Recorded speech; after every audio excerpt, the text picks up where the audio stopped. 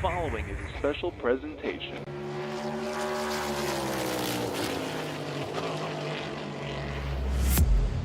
From the Captain eSports Network.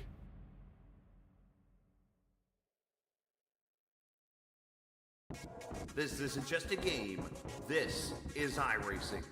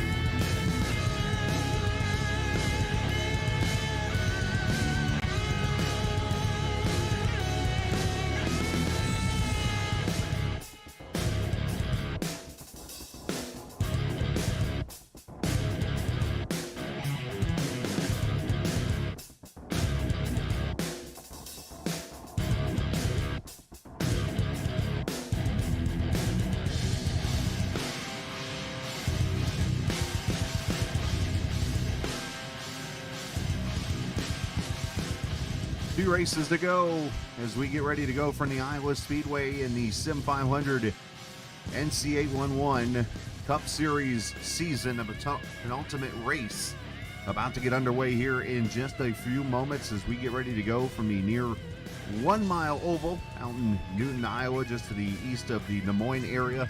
160 laps of racing ready to go here tonight as we get closer and closer to crowning a champion in Sim500's NC811.org Cup Series schedule, or season, I should say. The captain with you, of course, Kevin England, my sidekick, hanging out on this Monday night. As Kevin, we come back to Iowa. Last time we were here, the yellow flag was the word, and we hope we don't get that tonight, as we love racing here at Iowa. A lot of great racing used at this track, but this thing can be tricky because you got a track that has multiple degrees of banking, progressive banking as they like to call it, and a track that has very fast speeds for a short track. Yeah, this track's got a couple of characteristics. It's got a little Nancy Kerrigan ice skating going on here. These drivers are talking about how slippery the car is, and it's got a little 80s throwback there. Bump, bump, bump all through turn 1 and 2 as the track is got a lot of whoop-de-doos, especially that big one up high on the corner of turn 1 through to turn 2. But these drivers, they race this racetrack like it's a big racetrack, but it races a lot like a small track, Chris.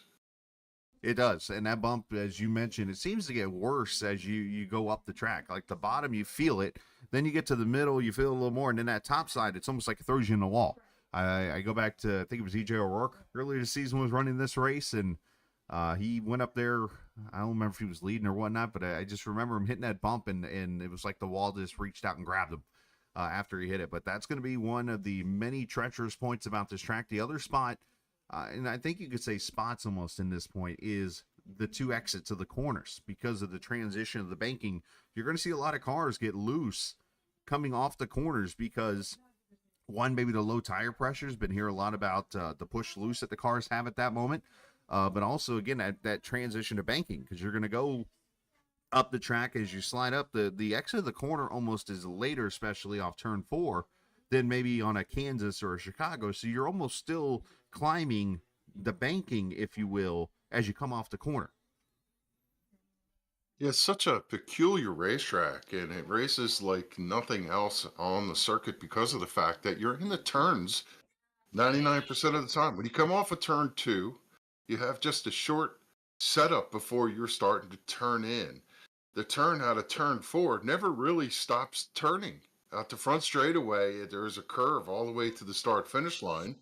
And when you get to the start-finish line, you start to angle out to get down into turn 1. So it almost feels like this racetrack races like a circle in some respects. And what are the drivers trying to do? They're trying to get as much grip as they can to get up off the corner so that they can carry speed to what is a non-existent straightaway. So you're saying this track has a little Oxford Plains in it? Yeah, it reminds me of Langhorne, which is an old racetrack you used to have in Pennsylvania Right. that was physically almost like a Right. circle. Hmm. Yeah, it drives that way. And One of the things you have to choose is, do you want to run the big circle and carry a lot of momentum, or do you want to run the low circle?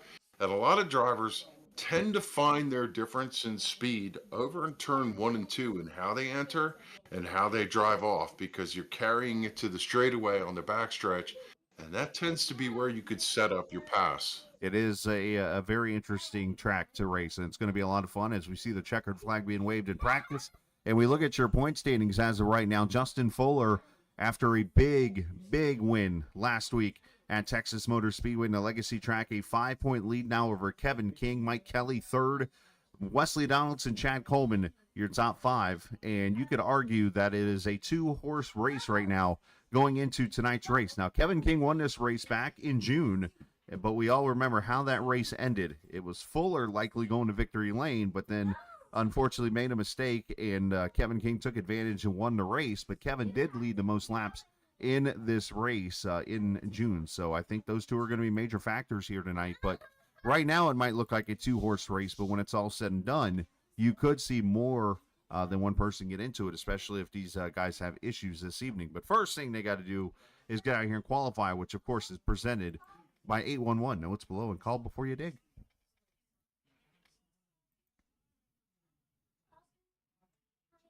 So who's going to be the first one out? As David Comstock already running laps here as we get the cameras and the cars sound on here. As Comstock in his Monster Energy number 13 car. Kind of a helter-skelter type of track here tonight too, Kev, when it comes to the history of it. You know, when you look at Sim500, they've had 2 races of 13 plus cautions, and then they've had 3 races of 3 or less. So we're either going to have one or the other. Right. Very interesting. It's Comstock fourth now officially. So he's going to come across the line. Let's see if he gets any faster. Wesley Donaldson at 24.4 is the pole time right now. Track record, not going to get touched when it's over with. It was actually in June at 23.66 from Kevin King in the next-gen car. So we're almost a full second off of that. So looks like that track record is going to be pretty safe, which, again, that was actually a night race. So obviously a lot slicker of a racetrack here. Mark Jorgensen is about a 10th off right now, and he is in the second position. Mike Kelly third, as Jorgensen looks like is all done with his qualifying run. Kelly's on lap 2 coming out of turn number 4. He's third on the podium right now, trying to do a little bit better. We'll see if that second lap improves, and it is a 25 or 24.5, 1/10 faster, but still sets him in that third position, as right now pretty much everybody else is out there. And we see that trend that we've seen all season long. Jorgensen, he gets his time in, and then he stays out there and runs laps. Hey, gets out there and gets some more practice. Why not? Because in iRacing, you can qualify and then just stay out there and run laps. And unless you tow back, you can run as many laps you want to during qualifying. It don't count, but at least you get a feel out there. As Tyler Dalton jumped up 27.40 or 24.47 up to the pole. Donaldson there at second now. Jorgensen, Kelly, Karlovage. And let's see who else is up. Fuller to the pole, 24.46. Yeah, Fuller just topped 24.45, puts himself provisional pole right now. So here's Kevin DeBrown on track in the 93 car. And Kevin right now 16th, 25.03. EJ O'Rourke up to 9th. Joey Jatina up to the 11th position. As Chad Coleman getting out here and getting his car warmed up. Stoney Benfield on track. Charles Van Schaik, Joey Jatina, others getting laps in. As we watch Coleman off turn 4, he's going to cross the start-finish line and start his lap. Put it right down on this yellow line. Bumps about right there. Back to the throttle. You got to be very careful because it's one of those corners you cannot be in the throttle when you go over that bump because it can upset the car a lot. Yeah, we saw King come out, wiggle the car back and forth, try and get some heat in the tires. Didn't like the way it was set up. Aborted the run and then came back out and did the same thing. And this time he's making the charge. We'll see whether or not that is going to pay off for Kevin as he rolls out of turn number 4 here. Chad lost it almost. He did lose it. So say there's where that transition. He come off the corner and the rear end of the car just snapped. On X's, Kevin King 8th right now with a 24.59. Yeah, And getting on the throttle is super tricky out of turn number 2. You really are trying to put the power down, but unfortunately, car doesn't want to cooperate, and that snap loose on a veteran like the 38 of Chad Coleman. That just tells the tale of how complicated it wow, is. As Kevin King, second lap of 24.430, bang. to the pole. So the top 2 in points going to be the top 2. It looks like here in qualifying officially got about 20 seconds left, and nobody else is really on track to have laps that will count. So Kevin King will once again win the 811 pole award this season, or tonight I should say. He's got that award way locked up as he has scored his 24th pole of the season. So congratulations to Kevin on the pole here as he looks for win number 19 of the campaign here tonight. But as mentioned a minute ago, Justin Fuller, of course, at that big race at Texas, Kevin King kind of, I don't want to use the word out-strategized, but I think that's the best way to look at last week, and just never found his way back to the front. And, that's what allowed Fuller to take advantage. And as we mentioned, it's pretty much a 2-horse race. However, if something were to happen to Fuller and King tonight, or both, I mean, you could be looking at 4 or 5 guys that work their way back into this championship finale next week at Homestead. So, I mean, anything can happen, and that's why we run this race. I mean, technically, Josh Parker, if he could make up a lot of points here tonight, as I look at it, we got a pretty good sized field. I mean, he's going to need a miracle almost, maybe for Parker to be back in it. But right now, at least 9 cars still could mathematically get back into the playoff hunt by the end of tonight's race here. So, I mean, anything can happen at this kind of track. So, but one thing I did learn, Kevin, tonight is 120 laps on fuel, so we don't have to worry about that. However, I have heard that there's been some excessive right rear wear on this car in practice. Yeah, cooler temperatures, though. From the last time we were here, track temps were running around 133 degrees, and right now track temp is showing, what, to 117. I'm not sure if it's going to rise, and that might be because it's partly cloudy here for this event, but nonetheless, you're right. These drivers, and we were just talking about it, if you're riding around on a circle and you're trying to get on the throttle, where are you leaning? On that right rear, generally, and these drivers are going to see tire wear become a factor. And what'll be interesting to monitor, Chris, is how much do the lap times drop off, and does that open the door for alternative strategies? I think the alternative strategy could come into play tonight, and I would not be surprised to see at least a 2-second fall off here tonight. You're probably, by the end of this, going to see lap times probably close to 26 seconds, I would say. I mean, right now, Tyler Dalton in this warm-up session is 24:51.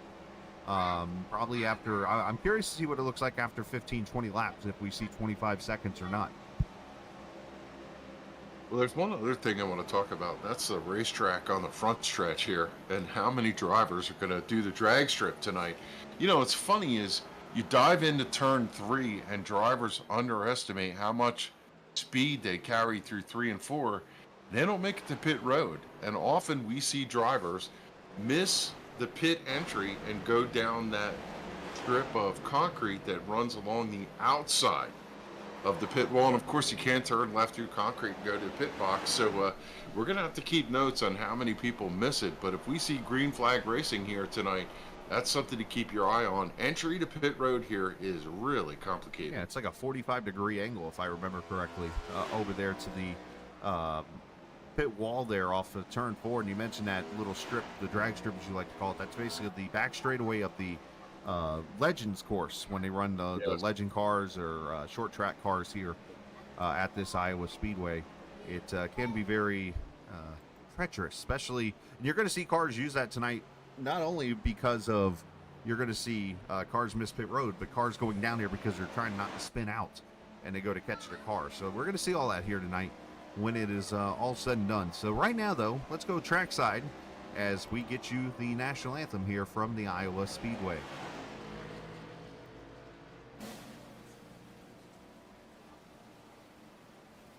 Oh, say, can you see by the dawn's early light what so proudly we hailed at the twilight's last gleaming, whose broad stripes and bright stars us through the perilous fight.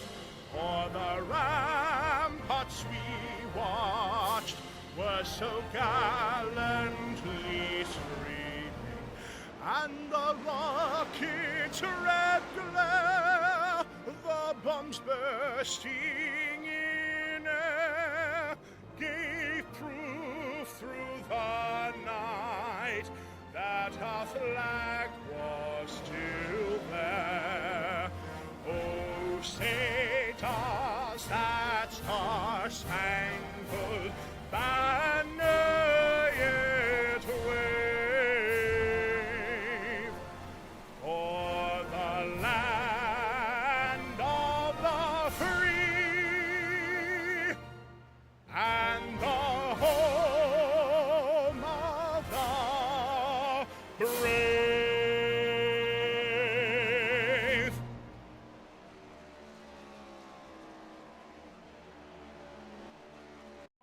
All right, so National Anthem is officially over as we get ready to go tonight. 160 laps, the total distance here in this track that's literally just shy of 1 mile.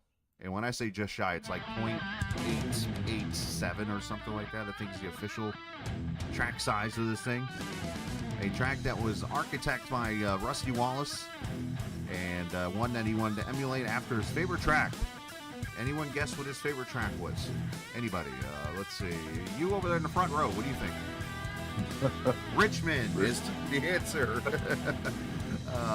It pretty much looks just like Richmond. It's the bigger version. As we take a look at the starting lineup here from Iowa, you see the front four, 5 of the front 6, all playoff drivers, Kevin King and Justin Fuller. They'll take row number 1. Row 2, Tyler Dalton and Wesley Donaldson. Mark Jorgensen and Mike Kelly, row 3. Jason Carlavage, Nelson Rivera, row 4. Doy Woods and Kevin Brown in row 5. E.J. O'Rourke and Pedro Mojica will take row number 6. Row 7, Joey Jatina, Chad Coleman, David Comstock, and Anthony Calantoni. Charles Van Shank, Scott Simley, Stoney Benfield. Good to see him back. I think he was just on a recent trip. Bentley Glazier's got himself a win this season. He'll start there in 20th. Josh Parker and Randy Oakham, these guys all did not get qualifying laps in. Doug Sigmund, Gerald Livingston, and in your final row, Justin Mons and Robert Friery going to be the final starter. And it looks like Friery did not make the grid when it's all over with, so he will have to start from the pits, and he might be doing that kind of on purpose because of what happened here back in the June race.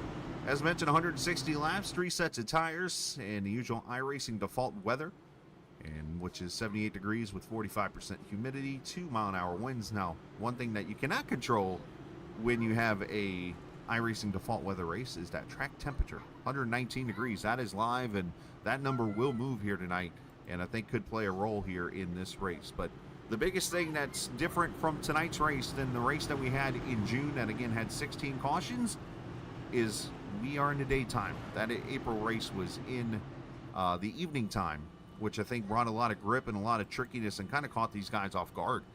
So I think that's going to be something we have to keep an eye on here, Kev, as we get ready to come to the green flag. But as we do, I do want to mention really quickly, in the history of this track, we had 16 in June, 3, 13, 3, 1, 5.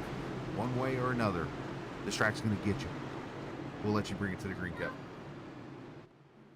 The two titans of the season are leading them to the green flag as a pace car just about to turn left, heads to pit road. It's up to King and Fuller to do it as green drops. They come up through the gears and head to turn 1. It's a drag race to see who's going to come out the other side. King, good run on the bottom, has a nose forward. Here comes Fuller to the outside, is out to turn 2 for the first time. Still side by side, not sure who's going to take it as the field runs down the backstretch here at Iowa. Yeah, this is where we're going to find out that preferred groove right there. It's either going to be the way bottom where Kevin is or the way top where Fuller's going to be. But be careful of Wesley in the wall, as I just talked about that transition right there. As already some cars don't see anybody off track, but at least Wesley Donaldson we saw lose the back end there for a split second. He's going to fall back to the 5th position. That 91 car still side by side though for the lead as they work down the back straightaway. Fuller getting a nose up ahead. There is a bonus point for leading a lap in this series, so That's one thing that Fuller's going to try to do is prevent Kevin here from leading a lap, because right now his advantage technically is 6 points. As of right now, it actually jumps up to like 8 or 9 because he's in the lead of this race. But as we know, the whole points as they run thing, I don't know if that really makes sense or what. We'll let you guys figure that one out debating-wise. But either way, Fuller to the lead right now. Dalton up to third as we combine a complete lap 3. I'm not sure who led that first lap. I thought the timing and scoring showed King ahead by 11 1/1000ths of a second. He was, I think, the leader of lap 1, and then, yeah, he's the leader of lap 1. So 2 leaders so far. Fuller now jumps out. He's got about a 7-car length lead over the 29, and the other guy who we know likes to lead a lap and get those bonus points, Tyler Dalton, sitting solidly there in third as everybody kind of single files out. You have to go outside the top 10 to see if you can find a side-by-side race in the early going here at Iowa. Yeah, as you see everybody kind of settling in. You see Cal and Tony back here as you mentioned with Charles Van Schaik. Bentley Glazier battling with Scott Simley. But yeah, everybody kind of single file here. Dalton's going to try the top side here as he climbs up to that middle groove and gets the door shut on him there a little bit. I'm sure Tyler won't be liking that too much. But King drives it into turn 1 there, keeping ahead of Tyler, who's going to move up another groove. And that's what this progressive track, progressive banking here invites you to do, is to get out here and race side by side. As again, Tyler sends it into a middle groove. Kevin just continues to just paint that bottom. A little catfishing, a little Bob Ross going on as he paints the bottom there. So we complete lap 7. He's probably going to lose the position here and let Tyler go. Yeah, and another developing story is one of the drivers who showed a lot of speed here in the earlier races at Iowa has dropped to the back. EJ O'Rourke had an 11th started spot, pulled up to the high side. I'm not sure if he got a piece of the wall or what, but right now currently running 25th and way off the pace behind the field, just riding. And I'm not sure if this is a strategy call or if there's something wrong with that unit's number 21. I've learned with EJ, we just don't know. He could be Don't struggling. He could be just resting his tires to make a For run that later reason, on. it's Oh, noteworthy. car around over here back straight away. Stoney Benfield, the faster passer, goes for a spin. And he stays off the track, so no caution's going to come out. But Stoney He's going going to for a grab a gear spin. and drive out of that. Yeah, one of those just got loose off turn 2 there. Not sure if it was a tight loose or...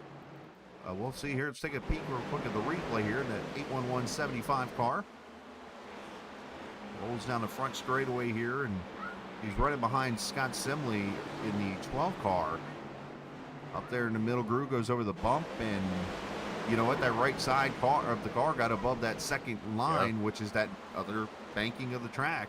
And you wonder if it de-wedged and went around on him. I'll tell you, it's such a fine line to put your right side tires right at the top of that dark mark where the tire wear is showing how much this track grinds a racetrack. But if you're up there and you get just a wheel up into that area, you could pick up the marbles and around you'll go, just like Benfield did. The good news for him is he was able to get on the binders, slid down to the apron, got the car corrected, and drives out of it. We stayed green. As we complete lap 10 already, here is a half-second lead from Justin Fuller back to Tyler Dalton, who's got a full second on Kevin King, Jorgensen, Carl Lavage, your top 5 right now. Jason continues to run well in that 5th position. He's been having some pretty good runs in that 60 car here throughout the latter part of this season. So he's been carrying some momentum. He's not a playoff driver, but he's still run well enough to maybe gain some momentum. If he's able to run full-time next season, you never know, might be able to put himself in that running for the championship come next season. Yeah, the driver we thought at the beginning of the season had a good contest for, a championship run. You're riding with him, Wesley Donaldson. He was right behind, or you could see him out there rearview mirror here of Carl Lavage's car.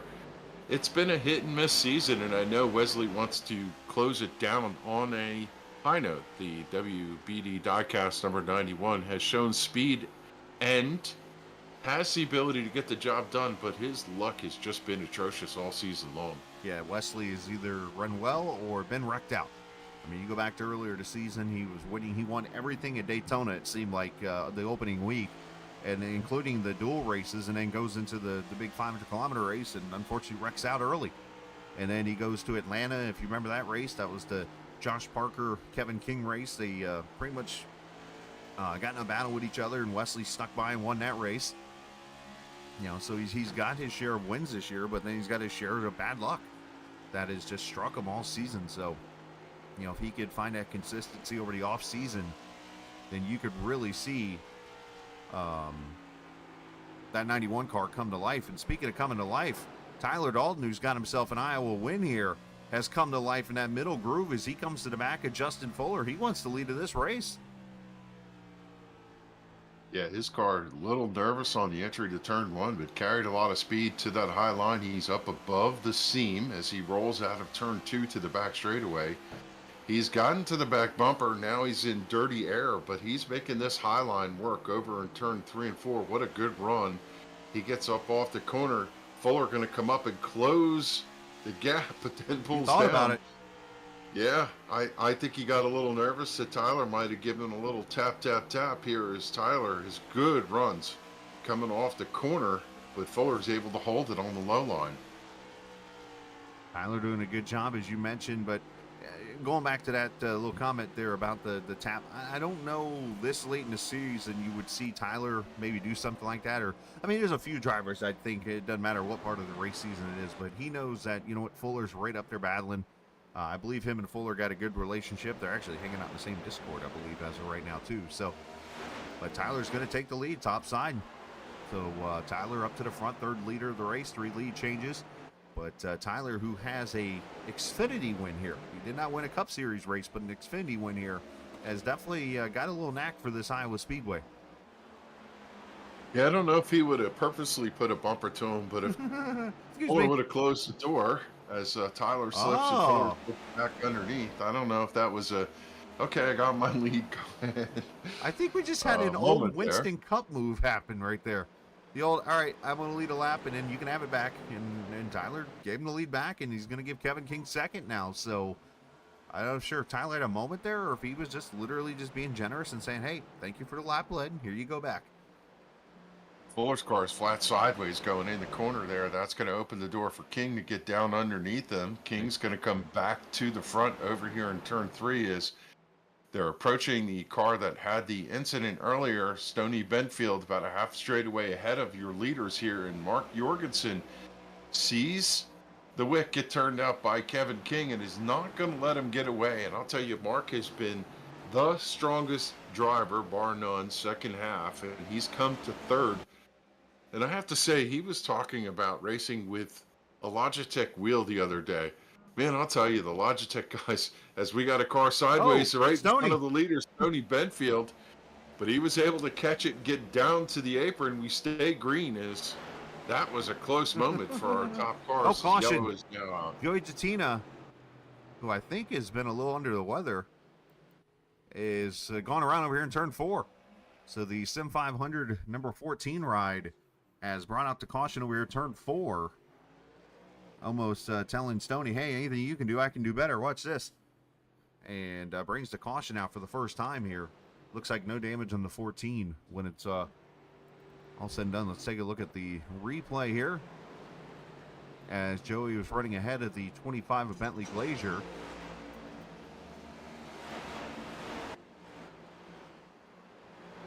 And let's see. Yep. Well, you know what? He's sitting right there between those two seams. Again, we bring up the two bankings. I know this like sounds weird, and you're like, okay, this is a simulator. I don't think that kind of thing can happen. I really honestly think it's what upsets the cars. You got the right side of the car sitting on a higher banking than the lower section of the track, and it upsets the car, de-wedges as we like to call it, and spins it around as we got pit stops. Yeah, blessing and a curse for these drivers is they don't have to go to pit road here. So the 88 stayed out. Everybody else, pretty much the entire field except for the 04 of Doug Sigmund and the 75 of Stoney Benfield stayed out on the racetrack. Everybody else comes in as Fuller is dogging, doesn't it look that way? Dogging Kevin King even in the pits as like they drop in at the exact same time. Now you wonder if this might be who's going to take tires here. Somebody might not take tires and try to save a set for later. I mean, 4 that's tires in fuel for your top 2 guys. EJ O'Rourke goes right through pit road. And let's see, Kevin King, yep, 4 tires for everybody else here. So this tells me that Jorgensen is going to try to, I think, stick a set of tires in the bank for him for later in this race. So we'll have to see how much that affects his race here. EJ O'Rourke does the old drive-through. He'll probably come to pit road with 1 to go. Ask me how I know that trick. So EJ O'Rourke stays out, and he's coming to pit road now. Doug Sigmund on pit road and others. So, hey, we're 24 laps in. Let's take a break, come back, get you more green flag racing here on the Captain Esports Network. This tree is going to look great here. Did you call 811 to protect your underground utilities? I can't wait to see these roses come up. Dig, dig, dig! Wait, we forgot to call 811. Before you dig, make sure you can. Call 811 to know what's below. It's up to all of us to protect the ones we love.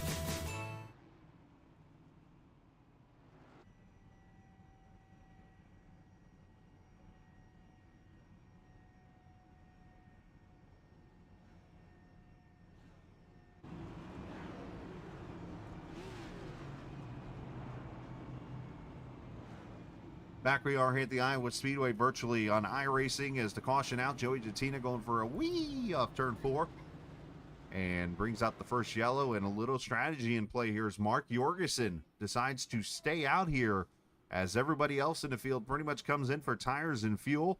And Joey, Kevin, we kind of discussed this here during the break really quickly. Thoughts on this idea from Mark?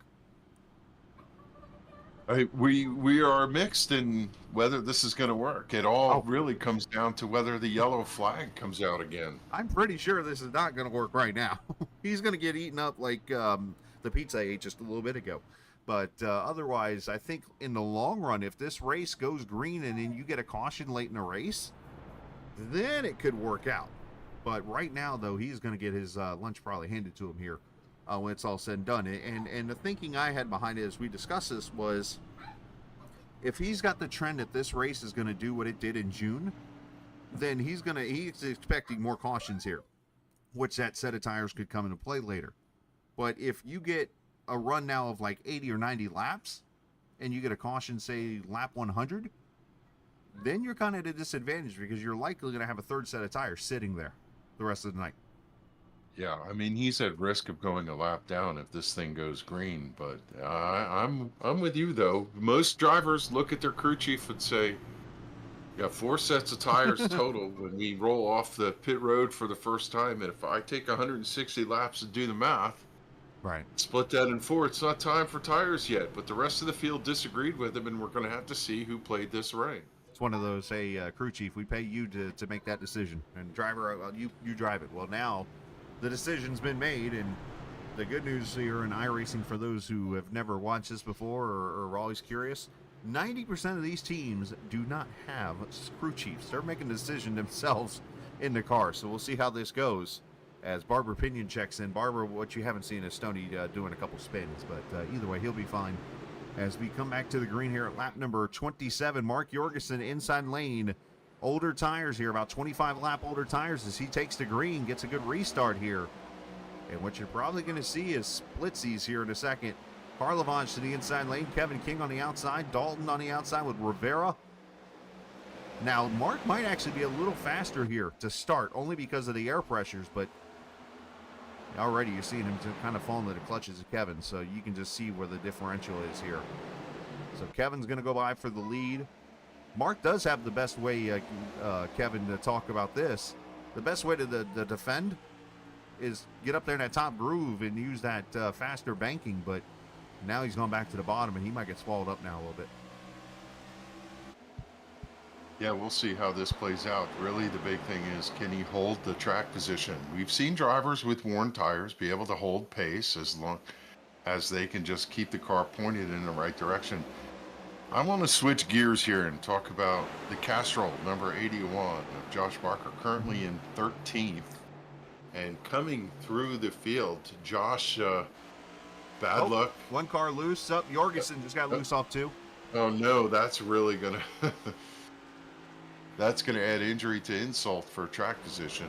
Yeah, he's gonna fall all the way back to the 15th position. and probably going to fall back further. Not sure if there was contact there. We'll have to see. But Jorgensen, unfortunately, losing the back end there off turn 2. But you mentioned the Castrol car. That's a cool looking paint scheme. I think that's going to be is that the new Castrol colors we're seeing there for the RFK guys next year, I think.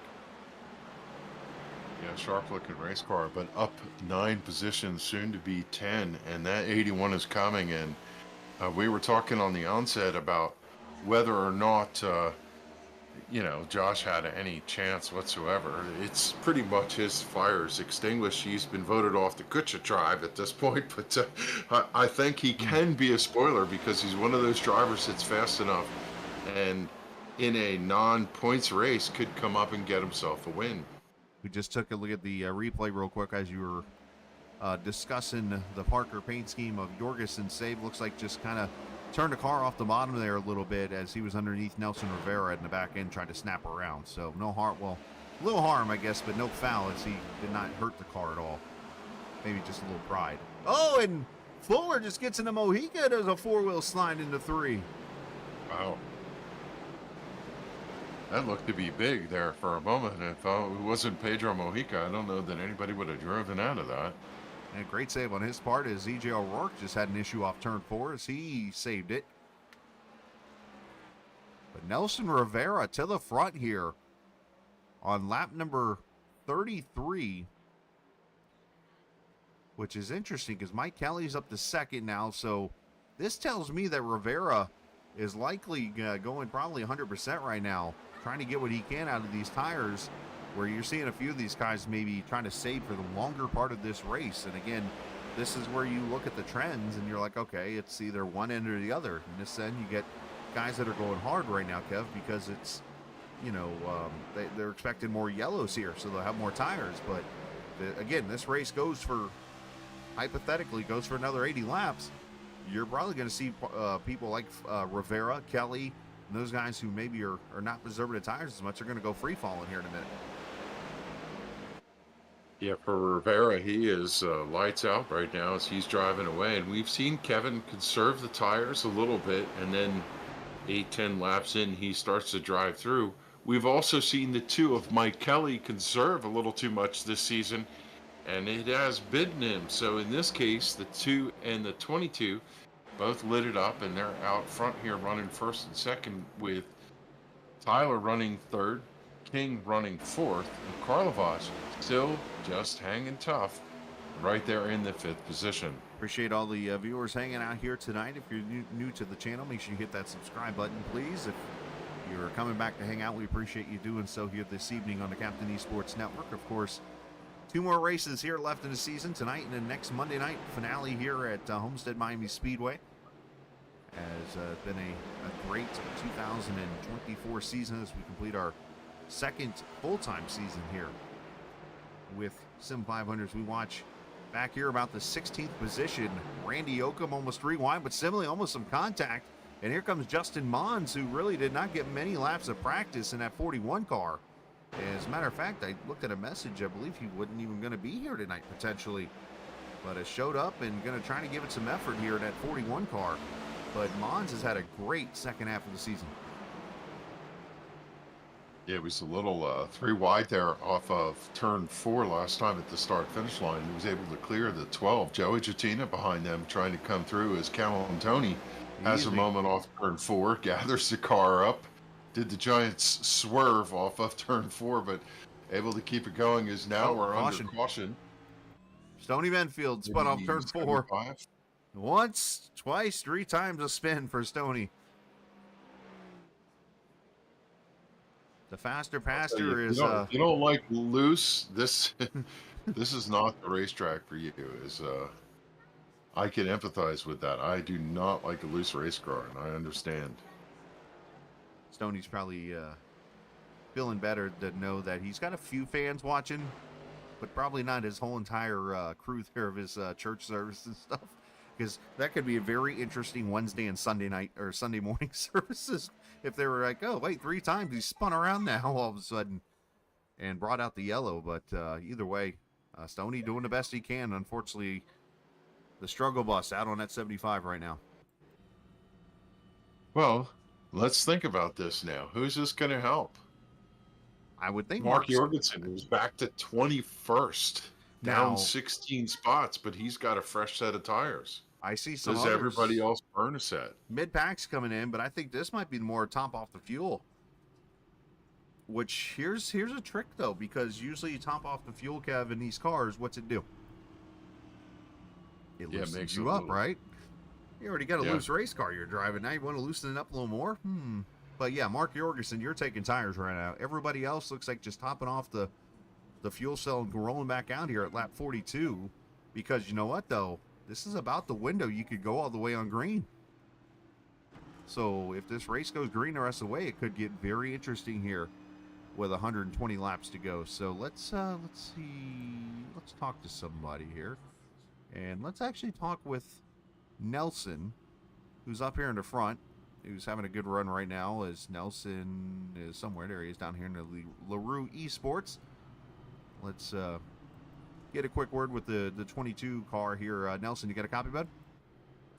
I gotcha. Hey, obviously seeing all different types of strategies here, and we've seen the history of this race either have long green runs or a lot of cautions in it, and so on and so forth. Now, we've seen you go to the front here. Are you kind of running this strategy to think you're going to have a good amount of cautions here tonight, or is this one of those where you feel like you just got a good short-run car and just trying to take advantage of that? Yeah, I'm just trying to stay out of trouble.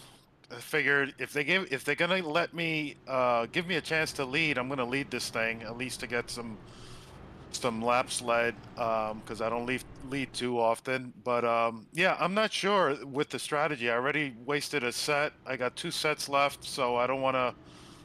Yeah, I don't know. And it's getting to the point now where it's getting close on fuel, where I think few more laps and we'll be able to make it to the end. As a matter of fact, it's possible that some of these guys that are pitting now can make it to the end, but I'm not sure about that either.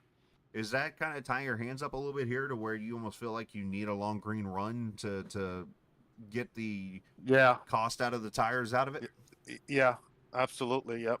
That's interesting. Well, you're doing a great job so far. Obviously, best of luck. You're leading right now. All right. Thank you. You too. Nelson Rivera, 22 car, running up in the lead, as should be getting one to go next time by here. As Kevin, this what do you think there? That's a very interesting spot to be in, because it almost seems like maybe he has handcuffed himself a little bit by taking that set of tires, because he could go in and top off the fuel right now, go the distance, but then how do you do that without wasting a set of tires? Because you're up front with the track position, because you're kind of throwing all of it away if you pit at that moment.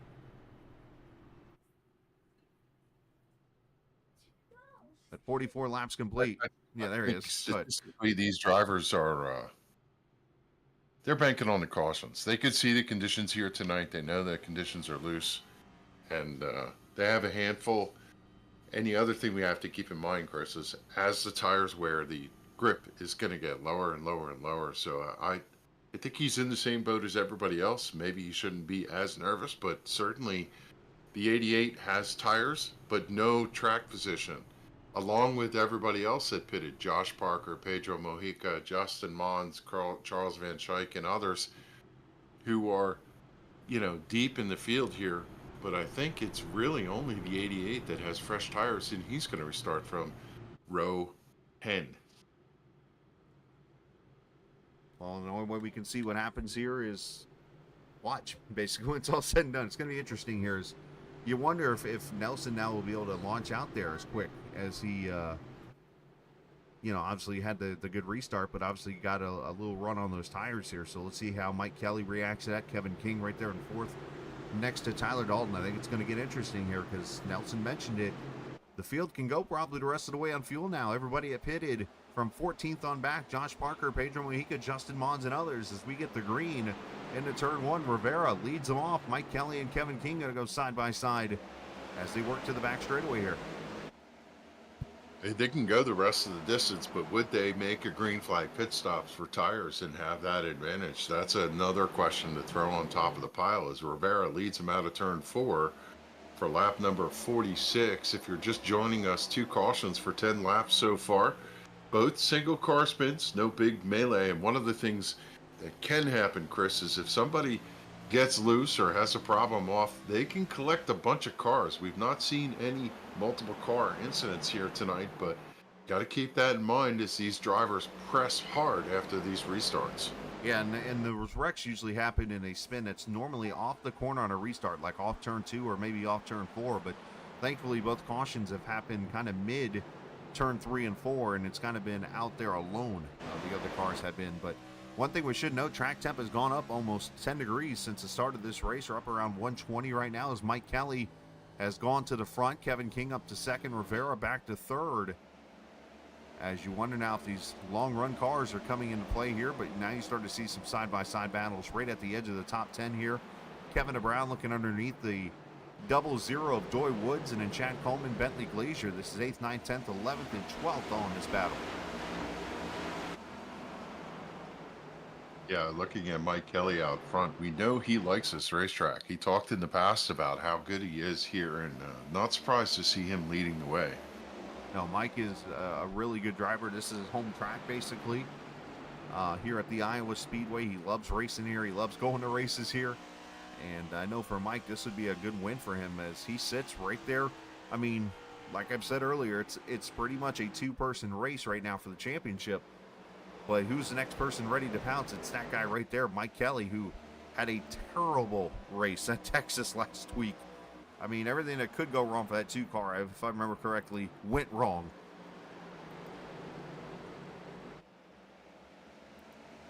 And here we are, 51 laps complete. King sitting there about half second or so back. And you got Rivera slips up out of turn 2. King going to drive by for second as Wesley Donaldson continues to hold fourth. So Kelly finished 5th in the race. I know I kind of said he ran terrible a little bit, but if I remember correctly, he had some rough luck in that race, but it was able to get up to the 5th position. But right now, up front here, leading at the Iowa Speedway with a couple wins here this season. You could argue that Mike has had his best season overall in Sim500 maybe this year. He's picked up wins in both series, swept the Daytona races. Also won the Xfinity race at Daytona. I mean, he got plenty of wins. I mean, he got a Dover win also this year. So Kelly's had a fantastic season.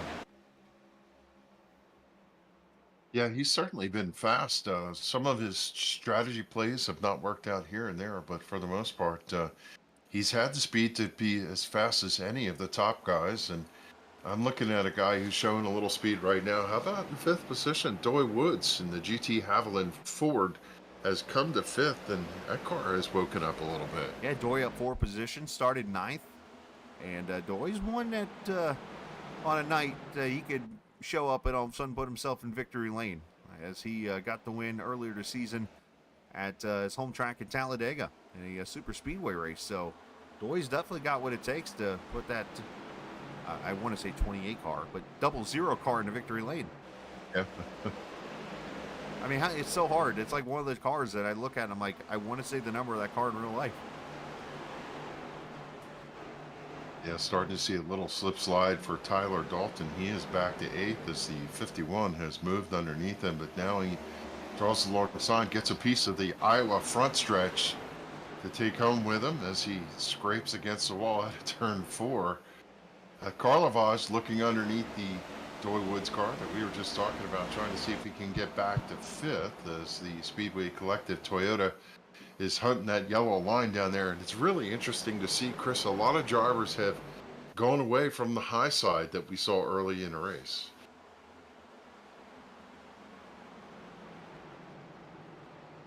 So 57 laps complete here as we have a little over 100 laps to go as the race has been pretty tight here. Not really seeing some big gaps anywhere. I look back here at this little pile of cars, if you will. I mean, they're moving, so it's not really a pile, but a group of cars. This is what happens. I'm going to make up an excuse real quick, Kev. When you deliver 116 stops, work 12 hours, get about an hour of rest time, and here you are calling a race. Stoney Benfield has made it 4 times now, by the way. He's going to keep trying. Keep trying, Stoney. Don't give up. But unfortunately, he spun over there turn 4. But you're going to hear some terminologies and things out of me. It's like, wait, what he just... Oh, it's Kevin Brown just locked him up out of turn 4. I think he was trying to keep it off the wall and just decided to pull the e-brake. if this car had one, and kept it out of the turn 4 wall, and we stay green. It's literally what it looks like. He just pulled the e-brake. Yeah, that car was wicked sideways, and he just stomped on the brakes until the thing struck against the wall and got it straightened out. I thought for sure he was going to clobber the wall, and he really locked it up. I have to wonder what kind of damage that did to his tires as he's back there now, 20th, nursing it along. While that happened, Kevin King, you see in the replay, took the lead as the 29 car rolls back to the front here. Let's see if we can find the 93 really quickly here and get to that replay. It's already happened here, so let's show you.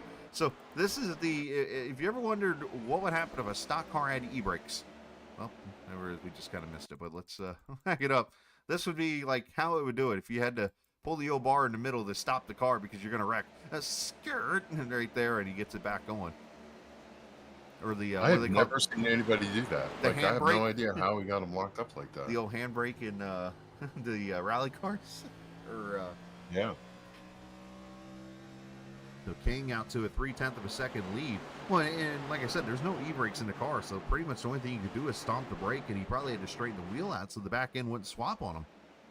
You have to wonder what kind of brake bias he had that the car was able to stop that way. That's a great question. Jorgensen on the move here, as he is going to take the 9th position away from Justin Fuller, as he is up to into the top 10. But Kevin, he is not the highest rated driver that pitted on lap 41. Any guesses?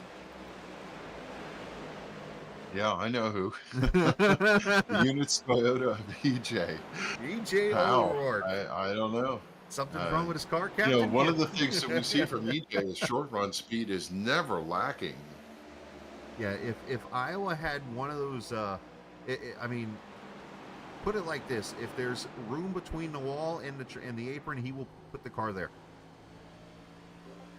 Like it doesn't matter what groove. I mean, the top groove in Martinsville, he'll find a way to run it.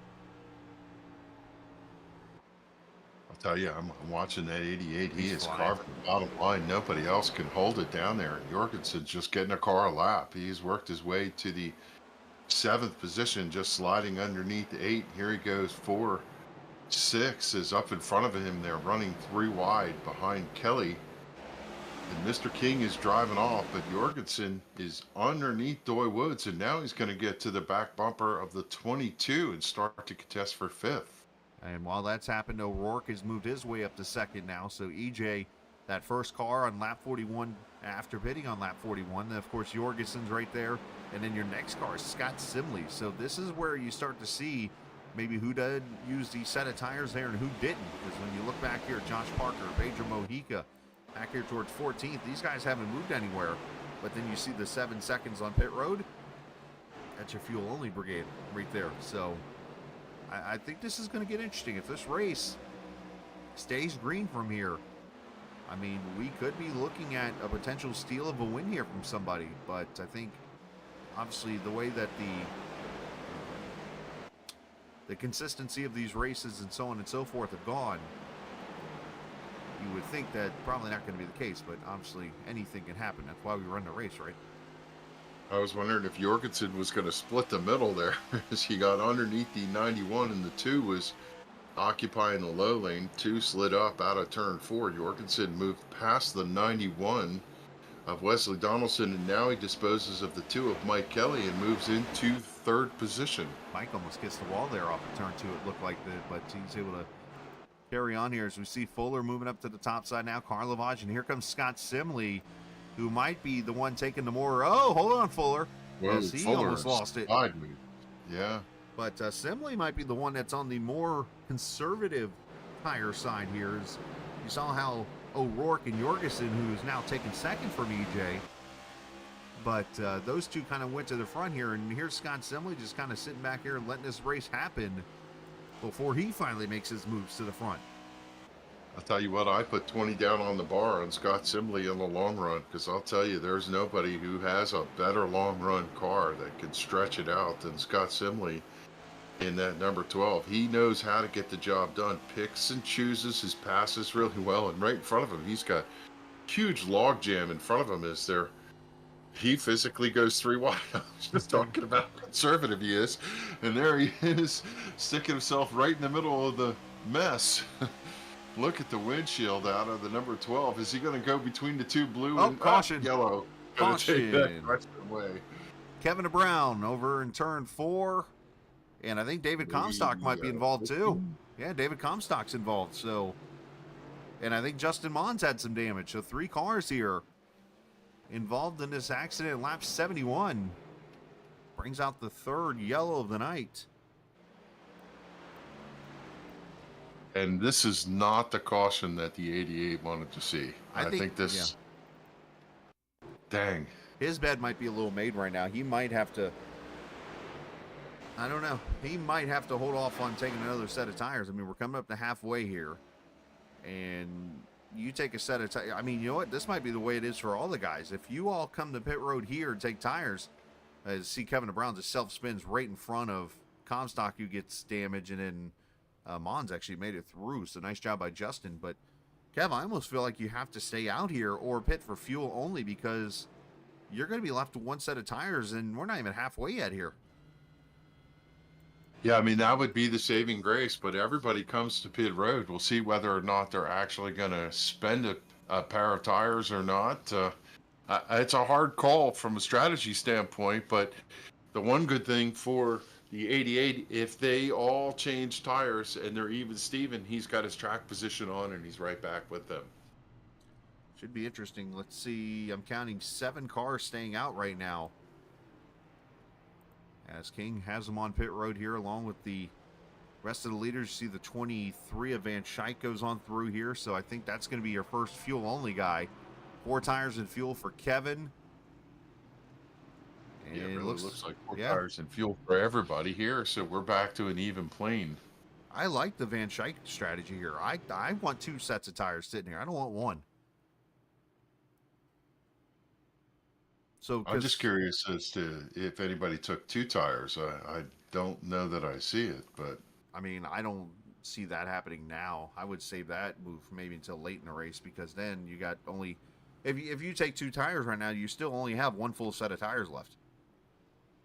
Which, you know, now hitting at lap 72, Kev, I almost feel like you have to go to lap 120 at least before you come back for that last set of tires, but then you're leaving yourself vulnerable for a late caution.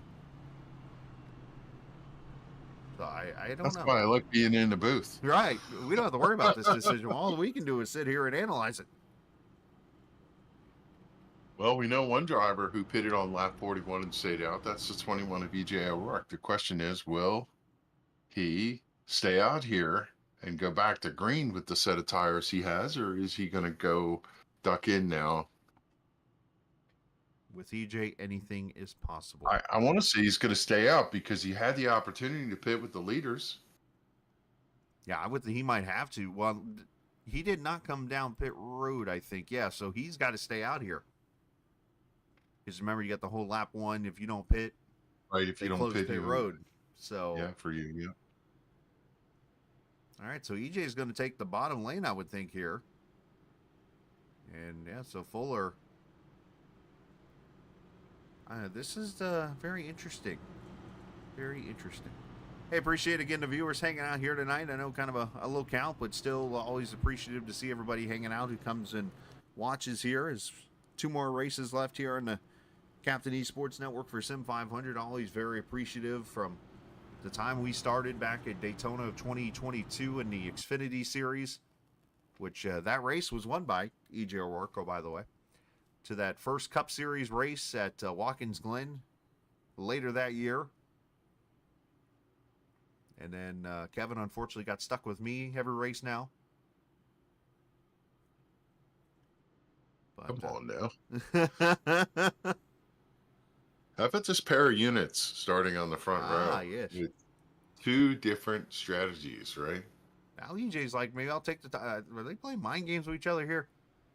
EJ's doing EJ things here. Well, I have to wonder if this plays out the same way for Fuller as it did for the 88 of Jorgensen Jr. Well, he stayed out. Here's exactly... And if he gets a caution somewhere along the line... Here's exactly what's and going he's on. leg up from tire position. You have EJ starting on the outside lane with Fuller on the inside, right? You got Simley and Yoakum, and then Kevin King's the first car in fresh tires. He's in the outside lane. So EJ's going to start on the outside lane here to get the launch, which could actually be a little bit of a disadvantage here. If I was EJ, I would actually kind of take the bottom. Well, it will allow Fuller to get out of here. So, okay, never mind. I understand this. With the older tires, he's going to be on the outside lane. So, in a way, this kind of plays defense with King behind him.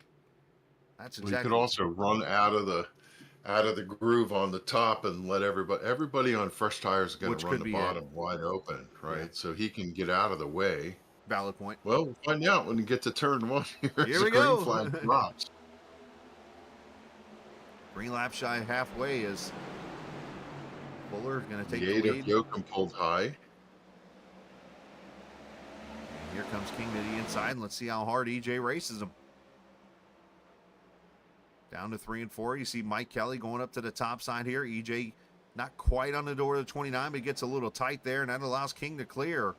And not only that, he said, hey, I'm going to take them both as he goes inside and going to pass Fuller in turn 1. So Kevin King, he said, what disadvantage? 6 to first, boys. I got this. EJ's starting to get eaten up now, unfortunately. Oh, Coleman sticking it in there. Yeah, Coleman there was a nervous moment for the 41 out of turn 4 last time by, and Coleman had to lift just a little bit, and I think he wanted to make sure he wasn't going to be at a disadvantage as he's got hammered down now as EJ O'Rourke. He's up there in Las Vegas.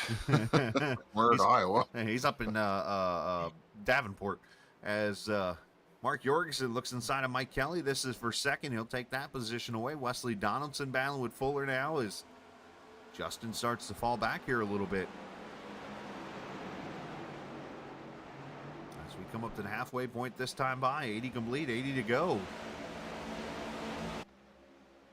Yeah, King out front one more time. He is the 12th different leader, 12th lead change we have. And right behind him is his nemesis, Justin Fuller, who seems to have struggled all race long, Chris, for having track position. And right now, he is struggling because the 88 and the 2 have him as a bookend. Mark Jorgensen Jr. slips by underneath on the underside, and the 2 of Mike Kelly goes by as there's side-by-side battles deep within the pack. Look at the 8th position. Doy Woods carves underneath of Justin Fuller. As King has Jorgensen trying to get around him. He tried to high side, crossed him over into turn 1. Move Mark Jorgensen to the lead as he passes the 29 car of Kevin King. 3 wide back here with Randy Yoakum as he had Tyler Dalton. I'm sorry, Dalton's in front of him. He had Calantoni and Mons there with him. 1 car off the track, out of the race, Joey Jatina. I'm sorry, Doug Sigmund too. So 2 cars out of the race. Robert Friery, I think, decided to go play in the Field of Dreams and did not make the race tonight. So unfortunate there for the 77 car. As we watch Bentley Glazier work his way to the front here. Yeah, Bentley is one of those rare drivers up on the high side here in the early going. He's number 25 trying to make the run and clears the 91 of Wesley Donaldson. Slot him into that 4th position as he's taken a little bit of hard Mountain Dew to heart. Now he's on the attack trying to get after Mike Kelly. He's side by side out of turn number 2 to the back straightaway, and he's making that top line move. It will move when you make it work here, and of course you wonder how much he's hurting that right rear tire making it, but he's now going to go to the 3rd position is that 25 car, and he's going to pick him up 1 lap at a time here, 1 car at a time as he looks outside of Kevin King now. Yeah, I look at the score sheet from earlier this year. The 58 of Pedro Mojica finished 4th. He is not falling off this pace. He's currently sitting back there in 7th, just kind of lurking in that number 58, and I wonder if he's going to have something to say by the end of the night. Oh, Pedro will be up there battling here when it's all said and done. Yeah, in that race back in Iowa this past season, Kevin King led 127 out of the 166 laps that ended up getting ran in that race. Fuller, of course, led 15 and led the last little bit there before the whoopsies happened. And Fuller's not afraid to admit it. I mean, I kind of said something a little bit ago off the air Wesley Donaldson was in there, and he kind of jabbed at him like, Fuller, hey, you did that during a race last year or something like that. And I said, come on now. Like, he wants to hear that again. And Fuller's like, hey, I did that. And that's exactly, I mean, he straight up is not afraid to admit it, that he screwed up.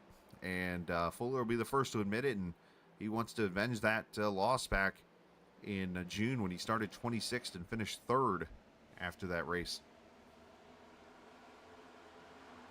I was just looking to see what the finish order was for Josh Parker. 34th in that race, 77 laps down. So his Iowa pursuit earlier this year did not work out. And right now he seems stalled. He's been outside the top 5, riding in the back half of the top 10. He's the one driver who consistently is running up in that 3rd group at turns 3 and 4. And as cool as the car looks, it doesn't seem to have as much speed as I would have expected. Usually Josh, especially after the restarts, likes to make hay, and he's just kind of riding tonight. Well, I'm not going to be one that questions anybody's efforts and things like that, but you wonder, Parker probably realizes, hey, my championship hopes are over, and you wonder how much you're like, all right, you know, not maybe run as many laps of practice or whatever. He wants to win. Win. I feel that way too for him, but you just never know. And sometimes people do that in iRacing. I mean, I'm guilty of, you know, if I have a rough season or whatever and I know my hopes are over, you might not see me run maybe as many laps of a practice before the race or something when I was racing. Because I'm like, yeah, a driver who slipped back to 10th that had a good run in the early going but hasn't been able to make up the track position is Jason Karlovaj. Yeah. Currently sitting back there running behind Doy Woods, and Karlovaj trying to find a little space to get himself up a little further in the pack. And even though Kevin DeBrown has had an eventful night, he's currently running 11th. yeah, he's up to the 11th position right now, having a good run there with Nelson Rivera in front of him. Tyler Dalton, another car, led some laps early in this race, and he's sitting back here in the 13th position right now in the 19 car. So we're definitely seeing a little bit of comers and goers maybe in this race. And again, it could be the tire strategies, it could be just the way the cautions have laid, but you know, you look at the top 10 and compare it to the top 10, say at lap 20 of this race, and you've got a whole different list here. Yeah, and the driver I've got my eye on is trying to figure out whether this strategy is going to help or hinder is the 51 of Justin Fuller. He slipped back to the 17th position, pretty much has lost touch with the entire field as everybody's driven away. And it's good and bad in the context of, I always feel like, Chris, if you got a car in front of you, at least you can leverage the draft. When you're by yourself, you're really just kind of running almost qualifying laps. And I don't know if you could make a lot of speed that way, but his car is completely sideways off turn 4 that time as he pitted last on lap 23. And if he doesn't see a caution, as he's absolutely sideways in 1 and 2 there again, his car is such a handful here that I don't see how this works out for him if he doesn't get a caution soon. I wonder if Fuller did something different in that pit stop, man. And let me verify something really quickly. Just because these guys spend 14 or 15 seconds on pit road doesn't mean they took tires. They could have easily taken fuel only and, I mean, could have went to the refrigerator and got a drink or something. I mean, it could be anything. So there's no telling here, but obviously if you were to tell me right now that Justin Fuller took 4 tires on that last stop, I'm not going to agree with you one bit, because he has fallen all the way to 17th, as you mentioned, and he's 15 seconds off the lead. And as you mentioned, the struggle bus is out. He was last on pit road on lap 23. I mean, he's. You know what? You're right. Yeah, you're right. He cannot. I stand corrected. One thing he can't do is step on the gas. Every time he steps on, the car just absolutely goes out sideways. He's in huge trouble here as he slips back. Great catch on your part. I didn't even notice that 23. I see all the 41s and 72s. But yeah, he's the only car that pitted at lap 23 that has not come to pit road here. So he's running lap number 74 right now of these tires with a couple cautions in there. So yeah, you might be right, but what's the benefit of hitting at lap 23? He's still got 2 sets of tires sitting waiting on him. So he and Jorgensen, those kind of guys, you know, I think the longer this race goes, as you mentioned, yes, it hurts them, but I think eventually this race could fall into their hands if they get a yellow here real quickly and then get another one within about 20 laps or so. But right now, let's go back to the front because Bentley Glazier is in the third position trying to catch Kevin King, who is now underneath Mark Jorgensen for the lead. As once again, if you want to say teacher teaches protege here, maybe? I say that because Jorgensen pretty much tries to follow every move and learn from the 29 car. And here Kevin once again goes by and takes the lead away. Just shy of lap 100 and now completing lap 100 next time by. Yeah, one more footnote on the Justin Fuller situation. The good news for him is nobody is laps down. I mean, at this point, everybody who's in competition back to 23rd is on the lead lap. So even if they catch and pass him, he is going to be the lucky dog. So, yeah, I don't know. He really has, when you say make your bed, he has made his bed. Now the question is, can he get the caution he so desperately needs? And he is the caution, I think. Uh-oh. I see him stopped down on the bottom of the racetrack. Oh, yeah, over 51 over there. Turn 2 has gone around. So Fuller in trouble here. And we stay green, and he's still in the lead lap. I believe, or no, did he lose? No, he lost a lap here. Yeah, he got lost He got right lapped. in front of Stony Benfield. Spun the car. Oh my gosh. This is not what he needed. Let's see here as we watch him in turn 1 and 2. And a tough break here for he just goes into turn 1. The back end starts to swerve around there a little bit. He's able to catch it, and then there might have been some contact with Stoney. I'm not sure. No, there. I don't know that No? Tony even touched him, and if he did, what could he do? Fuller was flat side. That's what Fuller looked like every lap off of turn 2. Wow. Every time he tried to pick up the throttle, the car would just step out and yaw sideways for him. So Justin Fuller, unfortunately, in trouble. He is now officially, I've got him 1 lap down here in the 23rd position, as he's going to need a lot of help now, officially.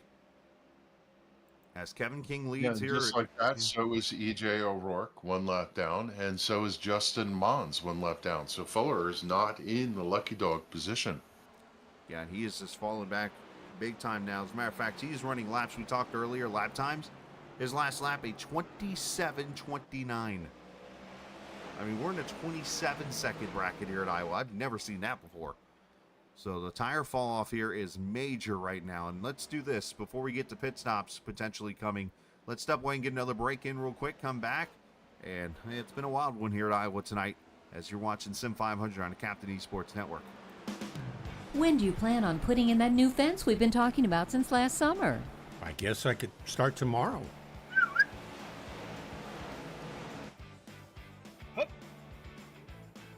Protect the ones you love and protect your buried utilities by contacting 811 before you dig, either by phone, the web, or the NC 811 app. Know what's below before you dig. Visit nc811.org to learn more.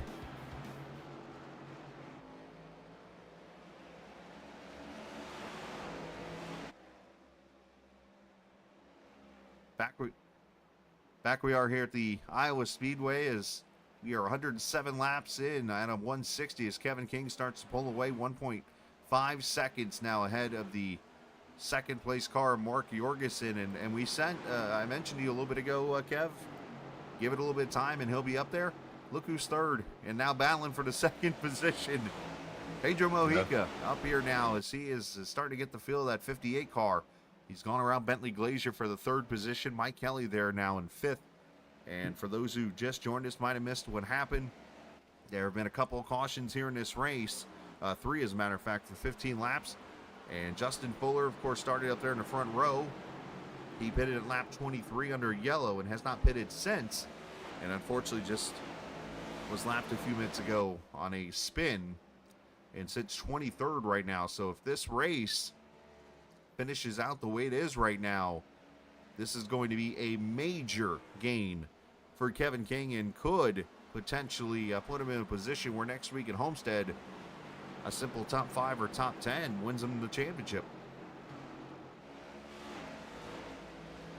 Yeah, I mean, this is Kevin's race to lose at this point. If he can continue the pace as he's just on track right now, doing everything he's supposed to do. He just slid underneath a really loose Anthony Tony, who's doing everything he can to hold on. I'll tell you, these guys have their hands full Yeah, they here do. as we saw the 41 go to pit road. I would not be surprised to see a caution given how poorly these cars are handling. Which then scares me, because if you're somebody who wants to maybe go off strategy and try to pit at lap, say 120, which I wouldn't do. Yeah, obviously, when you get cars being sketchy like this, you always get nervous that you're going to get that yellow, which we've seen, what, 4, 5, 6 cars all spin at one point over in that turn 4 area. So as Tony gets loose over that bump there, and he pulls the e-brake and saves it. You got a mix of the lead lap cars rolling around some of the slower back markers in this field as King slid underneath Stony Benfield. Here comes Mark Jorgensen in third, trying to come through to second. He is trying to chase down the 58 of Pedro Mojica, who has driven through these guys on this long run, and is trying to chase down Kevin King, who holds a 2.9 second lead. These are all the guys, by the way, that are being lapped that pitted at lap 41. So you've got some of the earlier pit stops here as the guys that pitted there at the last caution, lap 72. They're the ones that are all up here at the front now. And obviously you're getting the ones that took tires, have more gone to the front, and obviously those maybe were trying to fuel mileage run to the back here. But Pedro Mojica is second now, is Jorgensen up to third. And then Josh Parker now has moved to the fourth position. He makes it past Bentley Glazier. And then Mike Kelly there, sixth. Chad Coleman, Wesley Donaldson, Jason Carlavage, and Doy Woods. And this race has had all types of things happening.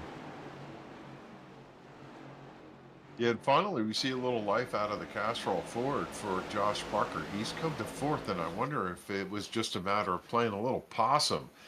And he's still up on that high side, but he is showing a little bit of speed and a little life here as the second half of the race comes on. On a little George Jones here, is that what I got out of that? A little possum, yes sir. I don't need your rocking chair. Great song. As Parker runs Stop fourth. loving her today. Was that him? Yes. Great call. Greatest country song of all time. Okay. But I'm not going to sing it.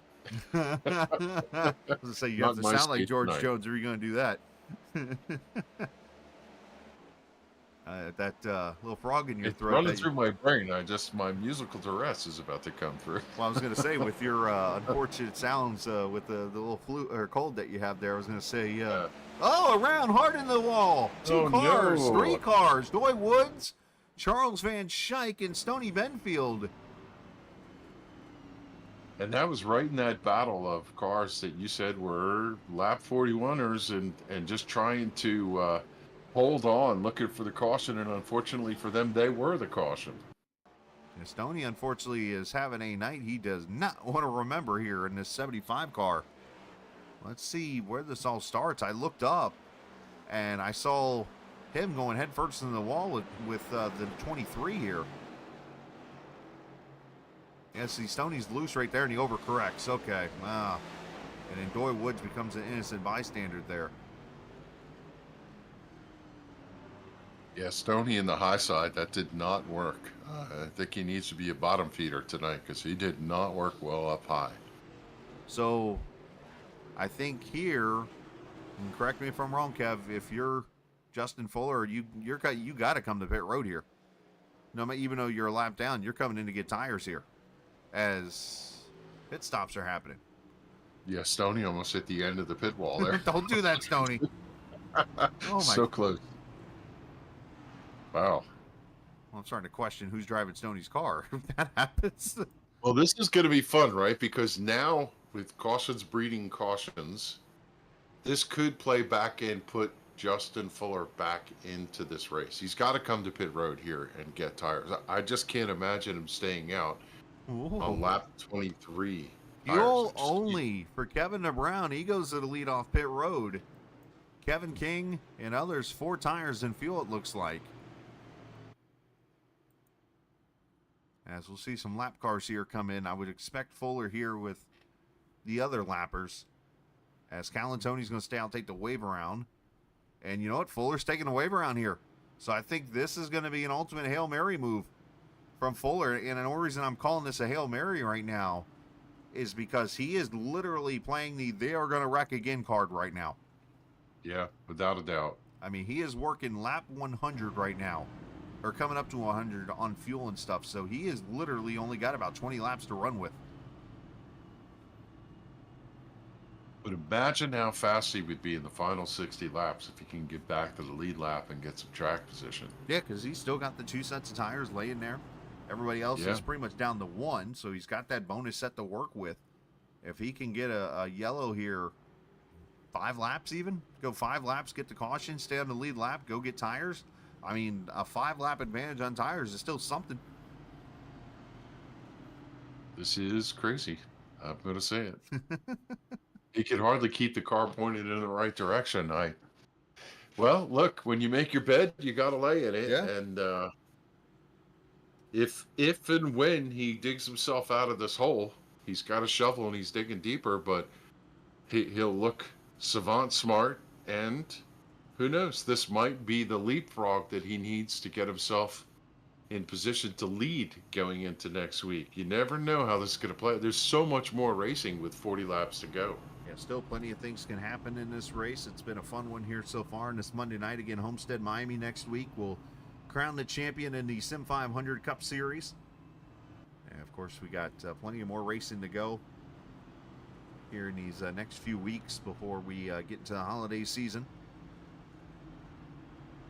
Wait, did we just lose Justin Fuller? Did he just drop out?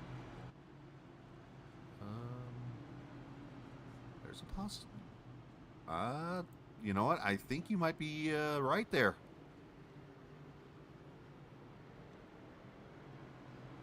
Because it looks like, he's one moment and he was gone the next.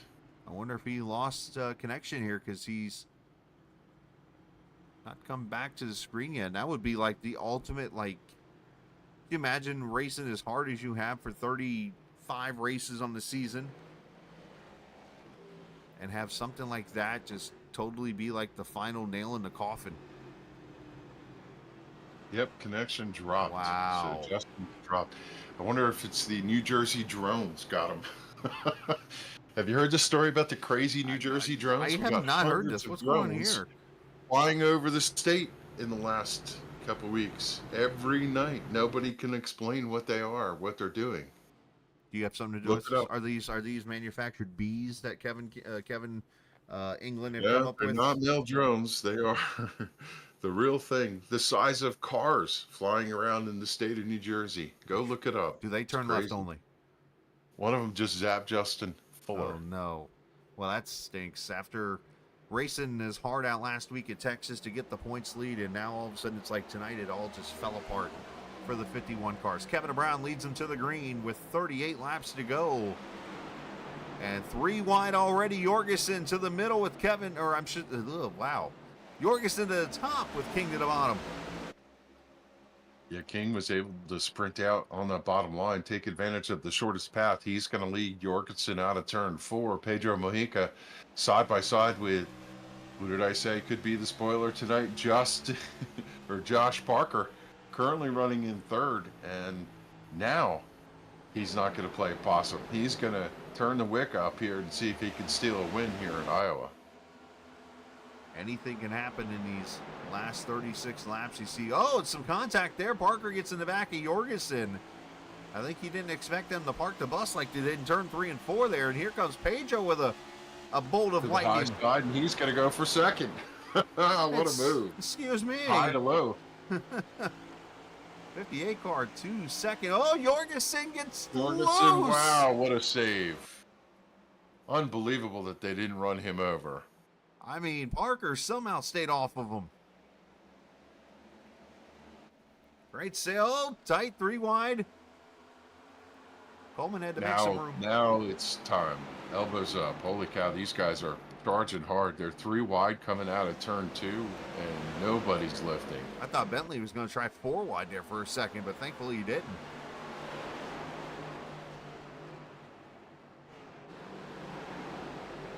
I just think you can't talk. No, you just want to sit back and watch. Like, okay, every corner you have to watch and see what's going to happen next. It's just crazy. Is the 88 has to regroup and charge himself up. He lost his track position. Pedro. Comes Pedro. The battle of the last champion here in the Cup Series, Pedro Mojica, versus the guy that could be the next champion here when it's all said and done. I've been kind of wanting to see this more and more because, you know, Pedro obviously showed up earlier in the season and maybe he didn't have as much speed in that 58 car as he was trying to get used to everything again, but now he's here and he's run a few more races and now going to try to give the 29 a run for his money here. Yeah, I've got to say, what we got to take a moment and recognize Aftermath Motorsports, Justin Fuller in the 51. He is out of competition, 4 laps down. Has to be just heartbreaking, the fact that he's not there. He did get back on Pedro track. Looks low.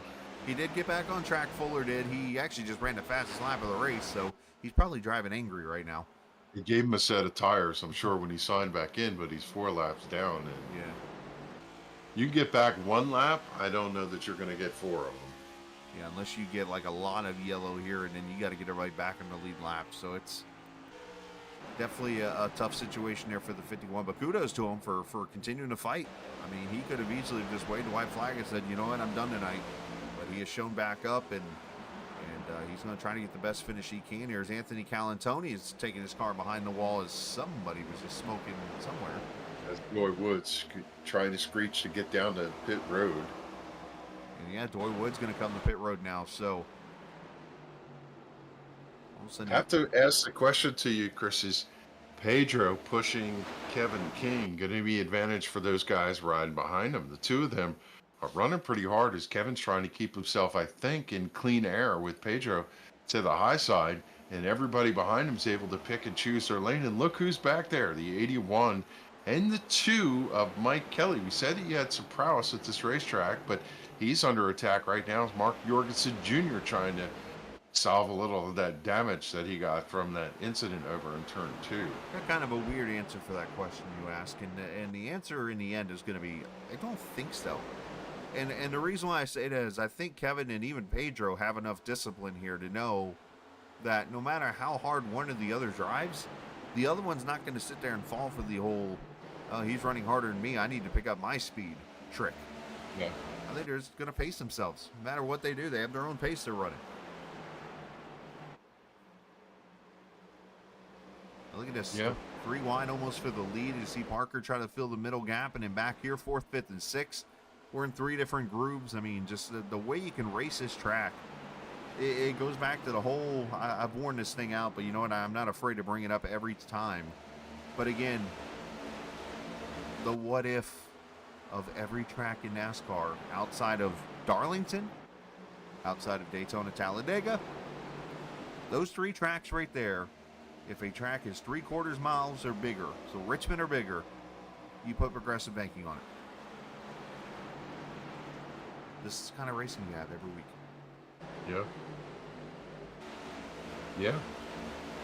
You know, coming into tonight, 3rd in points, Chad Coleman. He's currently running 7th, and I think he's doing Chad Coleman things, just protecting his car right now. He knows that there's 26 laps to go, and this track is famous, Chris, for the last 5 laps, everybody falls like an anchor, and if you saved a little something, you could drive by 4 or 5 cars. Chad Coleman could potentially come to 2nd, and who knows what that ends up as the veteran running just outside the top 5 right now and keeping his nose clean to see whether or not that 38 can have a part to say at the end. Of course, Chad Coleman snapped that winless streak at Atlanta earlier this season and put that 38 back in victory lane, and he's looking to do it again here tonight, and obviously feeling pretty sporty about his Bulldogs winning the SEC football championship Saturday and get to await the Indiana Bowl, if you will. That's going to happen. Get this one.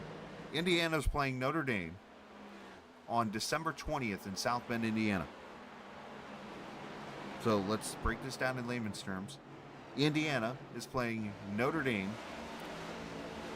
in the border of Michigan, basically, South Bend, in December. Yeah. Did you They- say lake effect? They've already Oh, had we got one around. Kevin Brown. They've already had a lot of Kevin snow Brown in down South there on Bend. the apron. It has snowed a lot in South Bend already here in the last couple of weeks with lake effect, and now we're going to play a football game in South Bend in December. Good idea. Yeah. What did Kevin do? He just again broke loose, and I don't know if you got his left sides on the apron. This has not been a Kevin Brown kind of night. See if we can get a replay of this really quickly. And the last comment on that real quick, that's an 8 o'clock kickoff that night. So figure that one all out. I don't know. They'll be shuffling the field so that they could see the marks. And not seeing the spin here with Kevin, just looking forward here, and might already be behind him. He's out here by himself, so. But yeah, Kevin definitely on the whole struggle bus tonight here, it looks like, so, and then blinking there a little bit, so. 20 laps to go as we watch Tyler Dalton, who's starting to come back into play here as they all go around Stony Benfield, who, talk about a guy that wants this night to be over with. Credit to him for keeping on fighting. He could have easily have walked away. Yeah, and I find it interesting to see what Kevin King is doing. What is he? He's a bottom feeder. A catfisher. He's at the bottom in 1 and 2, and the bottom in 3 and 4, where Pedro runs the middle down to the bottom out of exit of turn 2, and he's running the high side in 3 and 4, trying to chase them down. So these drivers have been, now Pedro runs the middle, but they've been picking and choosing their lanes. Caution. Oh, there you go. And I don't see anybody on my map spun around. Yeah, me either. Did somebody tow potential? No, I don't think so. I have no clue. Count Tony's on pit road. But I don't believe that had anything to do with him. Did we get a debris yellow or something? Oh, maybe right here, Randy Oakham. He was kind of nonchalant on the track here for a second. Let's see if this is the right answer.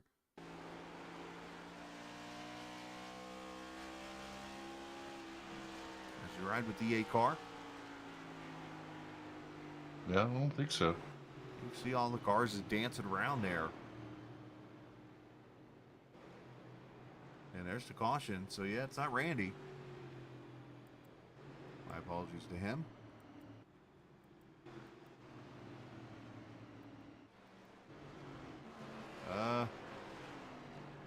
All right. So, caution's out. 17 to go. And did we just get a Sim500 debris caution? So, we'll find out. We'll see, though. Let's see Scott Sim, who's on pit road, so not really any pit stops right now. So let's step away and get our final break in and come back and get you to the finish of this race here on the Captain eSports Network. What a nice day to install my new mailbox. Hi there, friend. I'm Dig Safely Man. My job is to ensure you call 811 before you dig. Why do I need to do that? Vital utilities like natural gas and electric run just beneath the Earth's surface. Damaging them can cause service interruption, environmental hazards, or personal injury. I thought only contractors had to call before they dig, so homeowners do too. Call 3 business days before you dig unless you have X-ray vision. Visit nc811.org to learn more. All right, back we are here on the Captain eSports Network in the Sim500 nc811.org Cup Series. So, for those who have never watched a Captain broadcast and seen me show you this trick, this is an old trick that Scott Simley and I would know this. Brian Wortman, too, by the way, hope he's doing well. A trick that I've learned from an old buddy of ours that has kind of inspired me into the streaming and stuff here on iRacing. But my buddy, good old Norgar, taught me once in a race. He said, if you ever want to know where there's a caution at, which I see smoke right here, so we might know the answer. But you always sit, if you can't find it, you sit right here on the pace car and you wait for the lights to come on. And when the car's spinning next to the pace car, you're going to find out the caution is EJ O'Rourke. But you just wait for the lights to come on the pace car and you hit stop and you go find it. But EJ O'Rourke looks like brings out the caution here.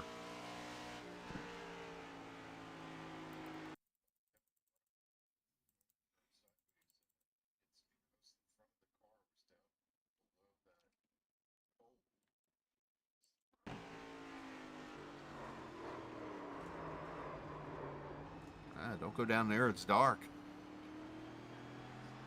It's dark. Yes.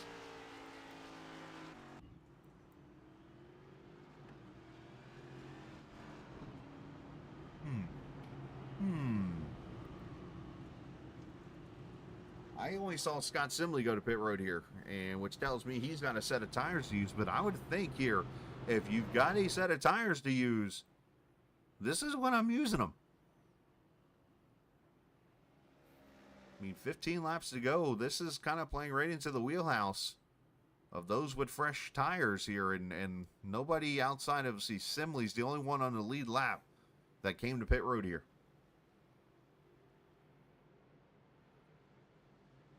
Let's do some investigating real quick with this driver of the 12 car. And let's bring him up here real quickly. Driver of the Heineken number 12. Of course, won the green this time by, so we're going to make it really quick with Scotty. As Scott, you got a copy? All right, got to get the scoop here, my man. We got tires here? Oh, so obviously had to play some strategy to get these tires to kind of sit there for you.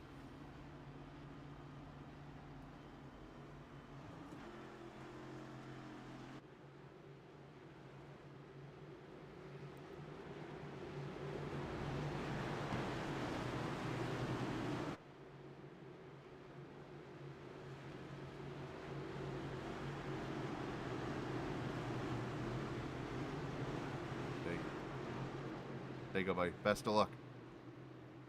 Scott Simley ready to go here. So we'll get him to his channel. Yes, I do too. Turn 1 heroes. So here we go. 14 to go. Scott Simley restarts in the 13th position with 4 fuel goods. As the green comes out, he's got to be a little patient here because he does need to probably let the tire temps come up and then go. Does he have the patience? And they're 3 wide.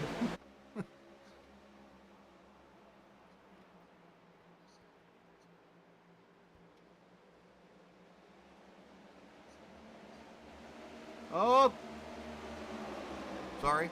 3 wide back here. Mike Kelly was 3 wide with Glazier and the 91 at Donaldson. They all go by. Mike kind of stuck down there on the bottom. Oh, and Simley gets turned.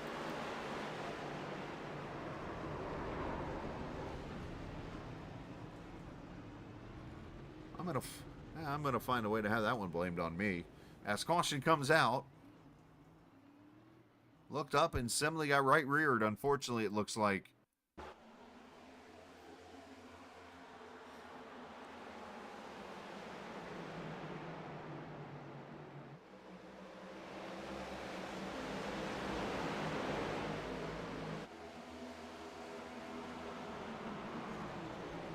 Comstock with some damage there. Rivera, Yoakum with a little bit of damage. So 6 caution here, comes out with 11 laps to go. Yeah, hopefully. I'll take 100% blame of that, okay? Hey. Scott and I have known each other for the whole time I've pretty much been on iRacing, which is 12 years. No pun intended to this number. But, you know, he knows I wouldn't try to jinx the man like that. I was trying to do inside scoop. I was trying to get information here.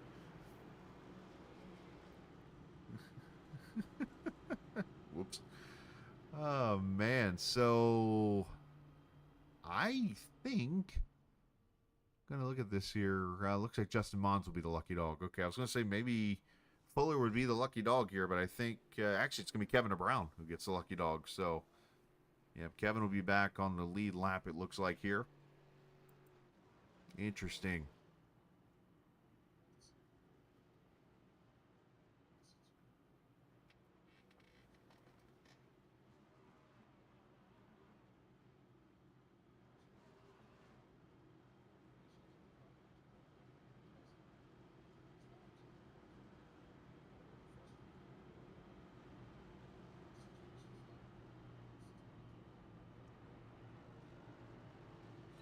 I think the answer to that question would be frustrated, because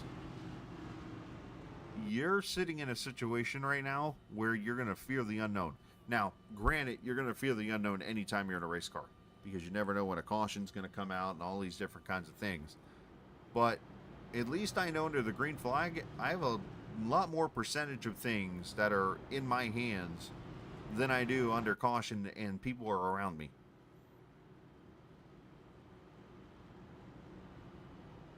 That's just me, though.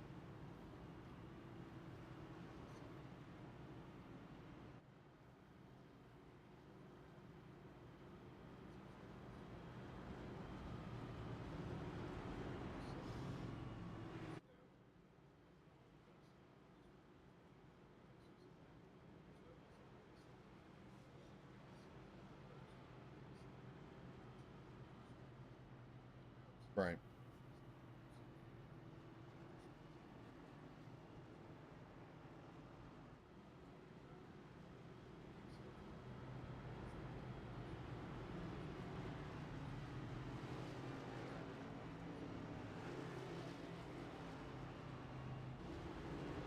No, I agree 100% on that. And,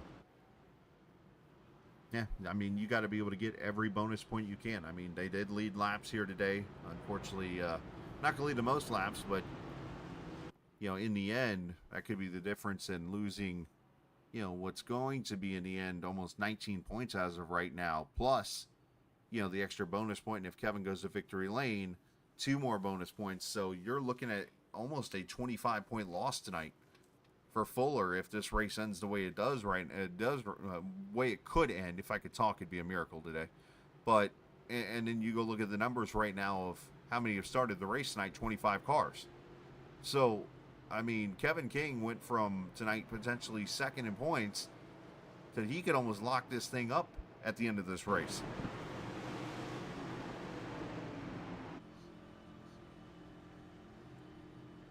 Right.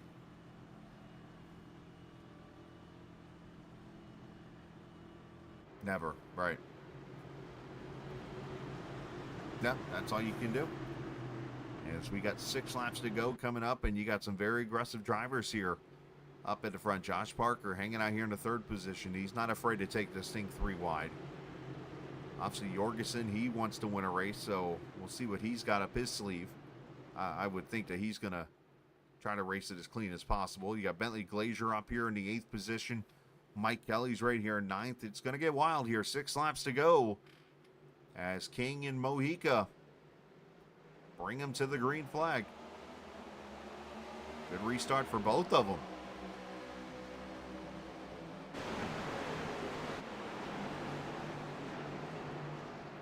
Oh, Jorgensen!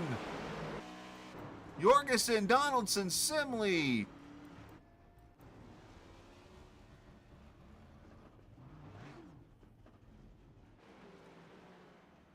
AJ O'Rourke involved also. It looked like a little bit of contact between the 81 and 91.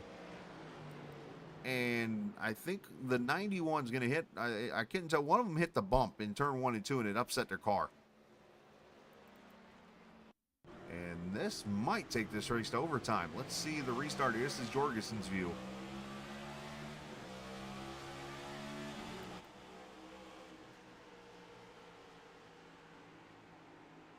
Oh, yeah. So I had nothing to do with the bump, actually. And Bentley, how did Bentley get through there?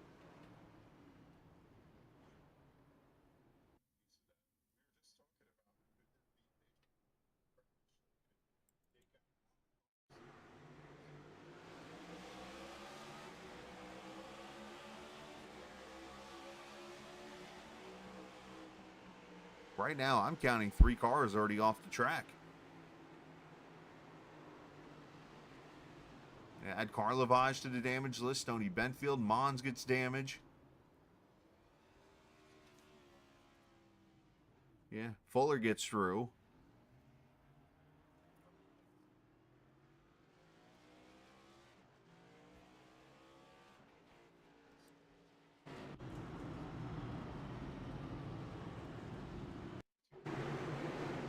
On board with Bentley here. Watch this.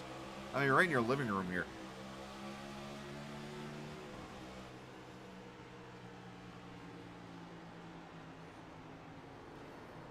Yikes. I mean, you probably got a Ghost 4X from that, but I'll take it.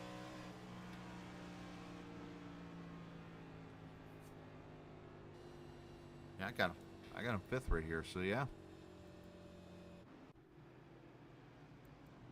Interesting.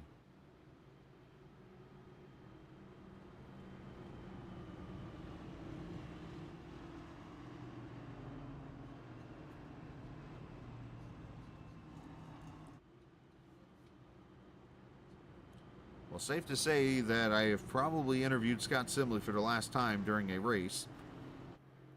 So, unfortunate there. But needless to say, though, it has been a fun one here tonight. And I want to throw some shout-outs here real quickly. 40 Racewear, of course, a great company that helps with your shoes and gloves and T-shirts and hats and so much more with Jim Herrick, and obviously a great site to go check out. Make sure you go to 40racewear.com and get yourself some racing gear that'll help you enhance your iRacing experience. And also to Mark from MC Racing, of course, they had some sim action going on last night. I peeked over last night as I was taking the in-laws on a little tour of the city. And I peeked over at MC Racing, and I mean, it looks like a party zone down there now. So big shout out to Mark, who's done a lot of work in that building. But you can go down there and do some sim racing and so much more at MC Racing. All right, so we are going to overtime officially. OT, occupational therapy.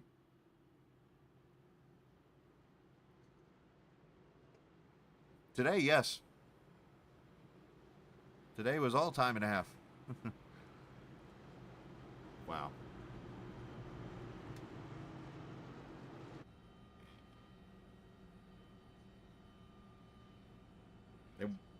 And we ain't even gotten to the what if parts. I mean, I can think of right off the bat 3 races that he lost. You go to the Atlanta race with Parker, the Vegas 2-tire strategy from Calantoni, and then, of course, the Kansas penalty. I mean, we could be looking at 22, 23 wins.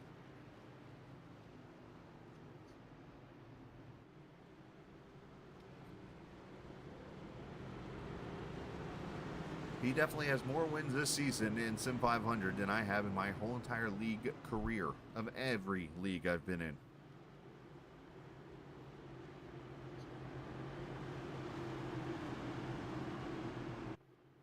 That's a great call. That's a fantastic call.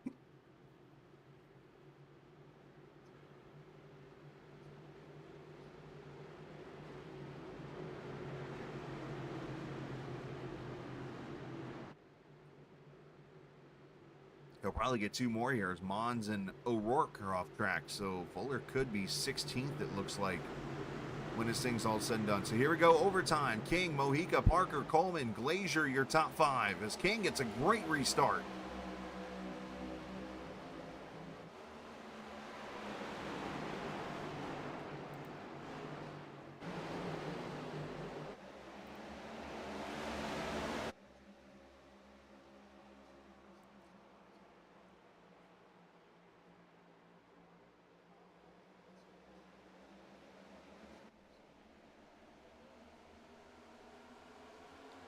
White flag, final lap before the broom comes out here at the Iowa Speedway for Kevin King. Back in June, it looked like about this point in the race, he was not going to win it, and an unfortunate deal happened for Fuller, and King took the win tonight.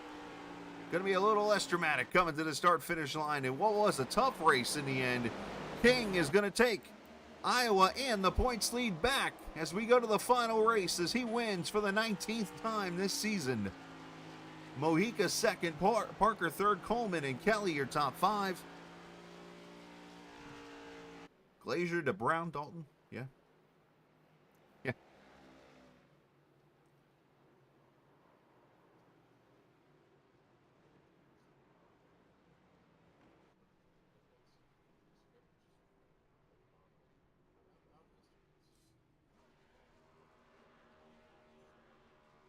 That's what Coleman does, and he's going to put himself in a great position to potentially move up in the points, or at least maintain when it's all said and done here. But you see Kevin lighting him up down here on the front straightaway, and unofficially Justin Fuller does finish 16th in the race. So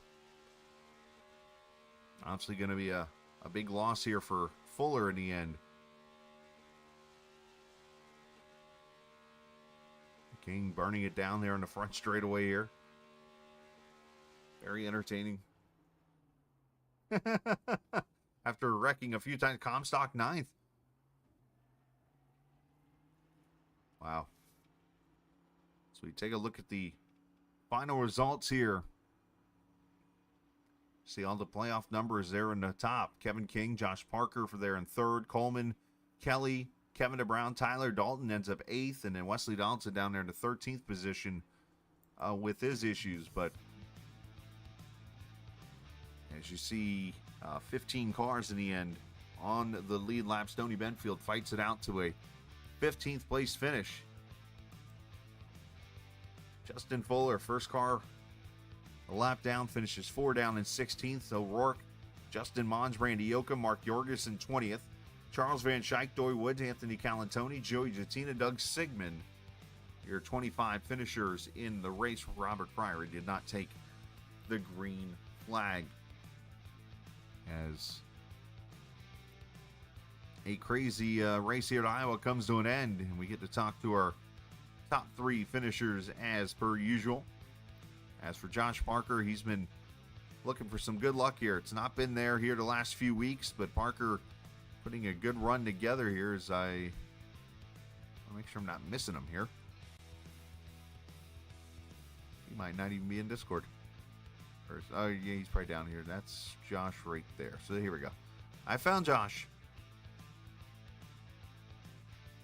And let's bring him up here to the room as Josh finishes in the 3rd position. Josh, man, great run, obviously, as you've been doing a traditional start in the back. I know it's not been the playoff season you've been wanting, but still a good run tonight in that 81 car and a pretty spiffy Castrol car.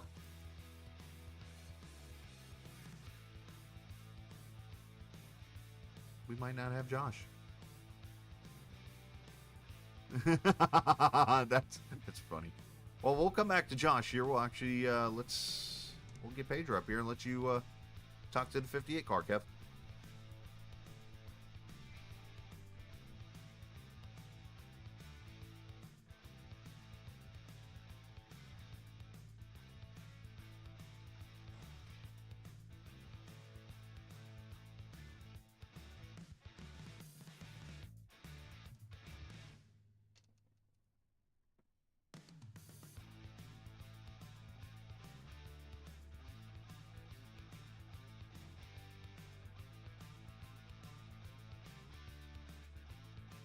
He's like equal or even a little better than you, like you kind of got to get the track position on him. So, which we screwed up in qualifying. We should have qualified at least towards the front, at least 3rd or whatnot, but got loose, so put us in a hole to start. But it was kind of good too, because we could go off strategy a little bit if we wanted to. But overall, it was a good race. Certain, we were one of the cars that pitted on that one yellow where it was like on the very edge of the fuel window. I think we were going to make it if it went green all the way, and for a minute there it did look like it was going to happen, and I was kind of happy about that, because I felt like even though I didn't have fresher tires, I was conserving the tires pretty good, that maybe we could have made a run on the guys who did take tires. But anyways, either way, all the yells came out, and we saw Kevin on the bottom all night long. He was pretty much committed to that yellow line. We saw you making use to the high side. Take us through your decision about what line to pick as you went down into the corner. Yeah, it was just trying to get clean air. That was the thing. Yeah, that part of the race. Just talking with Josh in our channel, like he ran the top, I think the run before, and he really didn't hurt his tires any worse than I hurt mine on the bottom. If anything, he was a little bit better on like certain parts of his tires. So that last run, I was like, well, shoot, why not give it a shot, get clean air, and give it a shot and see if we can make something happen. But it's just, every time I had a run, it's like Kevin would run a little bit. I could tell he run a little harder to keep that track position. So it just made it tough. Yeah, we did talk about searching for the line to try and take care of the tires. The way the cautions felt tonight, there was really not much of a chance to play a strategy. It almost looked like the two of you ran head to head, and I have to say, Pedro, you were matching his lap times through the middle of the race. straight through. And really, I wonder if you had been out front, to your point, had you been able to hold them off. But you had your hands full with the 81 coming off turn 2 on that final lap. The two of you were tussling as to who was going to get to talk to me. Oh yeah, no, for sure. Me and Josh, we always race hard, but yeah, we always had a lot of fun. But yeah, we were just talking. I was like, we about wrecked both the last 2 laps of the race, just coming off the corner, both sideways. But we're just not trying to give an inch. But yeah, no, man, it was, yeah, like you were saying, the bottom was probably better for the tires. Yeah, I wish we would have not. I mean, the stuff happens, but yeah, when Fuller ran in the back of me, that kind of set us a little bit off on that strategy. So just we were further behind, so I had to kind of regain all those positions again. But either way, it was a good run overall. And you know, when I hear that I could match the same lap times as Kevin, I'll take pride in that, because I don't race as, you know, I haven't been here as much throughout the year. So to be able to jump on and kind of get back in the groove again and be able to be somewhat competitive, I'll take it. How satisfying is it to show up after a limited schedule to be competitive here and finish second? And tell us, what's your plans for next year? Yeah, no, I mean, it feels good. Like, it's, you know, it's like I haven't been on for a while. I went through upgrading my system this past month, just because felt like it was time to do that. So just kind of honing all that stuff in. That's why I've been racing probably a lot more. Just I upgraded a lot of my stuff. So just trying to get everything set right how I like it. So yeah, to be able to show up and be fast and be competitive, I'll take it. I'm super happy about that. And next year, I still don't know. I kind of like the part-time schedule. It gives me a lot of flexibility, which is what I kind of need with my job and current life situation and whatnot. But we'll see. We'll see once the new year starts and what happens. Well, we always appreciate you when you show up, and we love the fact that you can come out and be competitive. That's got to be satisfying. And a second place finish here tonight to Kevin King as we roll in. Hopefully we'll see you next week at the season finale, and congratulations on a good race. Thanks, Kevin. I appreciate it. Appreciate you and Chris for putting on the broadcast, Captain Esports. All the guys on Team Name, appreciate them. Always have a lot of fun racing with them. All the admins, appreciate everything they do. NC811, thank you for everything you've done for the league and what you've done for Monday nights. And yeah, that's about it. I appreciate you guys. There you go, Pedro Mojica, your second place finisher here tonight to Kevin King, who is our winner, and Chris is caught up with him down in Victory Lane. Yeah, Kevin King, obviously a great race here tonight, as had to do some battling as per usual, and when it was all said and done, obviously you found yourself to the front, and obviously a little bit easier tonight than it was in that June race, but nonetheless, man, obviously a big race. I know it's probably not exactly the way you want it to go with Justin having the issues there towards the end of the race, but when it's all said and done here, I'm sure when the points show, you're going to have a pretty good advantage now going to the final race of the season. Yeah, thank you. Last week obviously was a really bad race for me. I ran laps, and then I showed up and they changed the setup, and I guess forgot to tell everyone, so that was unfortunate. So not that I would probably run any better, but I definitely was taken by surprise a little bit that we had a new setup that didn't have many laps on. But anyways, tonight I did run some laps. I asked if we were changing the setup, and everyone said they were, so I ran some laps on this one, and had a really good idea of how it would drive. So I tried a bunch of different things before the race and felt really confident with what I was going into with. And so when they kind of drove away from me, I didn't care. The only thing that I was concerned with was the yellows, and then how the tire stuff would start to work out, because it almost killed me the last race we were here. I felt like I had a really good run, and then tires started to be a thing, and it was kind of shaping up to be the same thing again. But thankfully it went my way. So yeah, I just, you know, I maintained the best I could. I ran the pace that I wanted to run, and didn't try to catch those guys in front of me, because they were hauling ass, and I was like, man, just be patient, just run your pace, and you know what's going to do the tires, because once you hit lap 20, the thing just, it was really, really evil. So they probably caught a lot of guys off guard. So very, very fortunate to have a good race. Sucks to happen to Justin. That's tough, but you know, unfortunately, it's kind of part of online racing, and it's just how it goes, I guess. So you go into next week's race, 14 points up now, as I'm seeing this, and obviously with 5 points of bonus that I believe you can get in this series, which would make it about a 9th place or better finish going into Homestead. Does that make you feel a little bit better knowing that it's 9th or better, or is it just, you know what, let me just go out there and control my part, knowing that anything can happen anytime? Yeah, I think for me, the best course of action is to do what I think needs to be done. Run my race.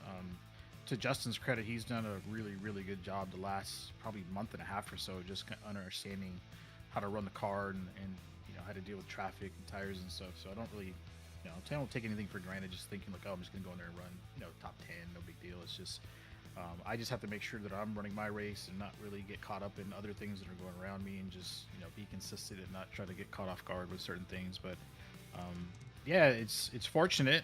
I feel like I'm fortunate. I've had a lot of good luck. Thank goodness the entire season, obviously with all the good finishes I've had. But there's some nuts guys in this league. Like Mark Jurgensen is no slouch. I enjoy when he runs well and he finishes well, because that dude, you can tell, has put in some time, and he's picked my brain on certain things, and it's nice to see him do well. And like I said, Justin does well. Pedro's fast, so it's not like I can go out there and just run top 5, no problem. There's a lot of guys that have pace, and depending on how the race pans out, yellows, wrecks, tire strategy, all that fun stuff. That's one interesting thing about this league that's a little different than most that you run. The tire sets are very limited, so you can't really just go out there and run your ass off and think, okay, yellow's going to save me. You have to think like, okay, I'm going to run hard for 20 laps, and if yellow comes out, am I pitting or am I staying out? Right. Because you stay out, and now you're hoping for a yellow, but if yellow comes out, like it happened to Mark, he drove from the back to the front really, really quickly. So there's a lot of different elements in this league. It's interesting to try to think of, because I never really had to think of tire sets in that way as much. So you just never know. I'm gonna go out there. I'm gonna prepare a lot. So I'm gonna go in there and do my best. And like I said, I enjoy every week racing against good friends of mine and guys that I've never met before.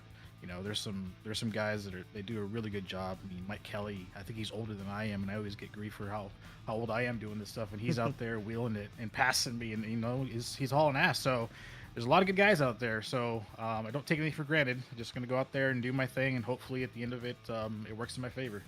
So obviously tonight's race, a lot of elements to it with the pit strategies. You kind of mentioned that a little bit, but I think the one thing that kind of caught Kevin and I off guard was the fall off, one, but two, the way the car just got, it seemed evil after about 40 or 50 laps.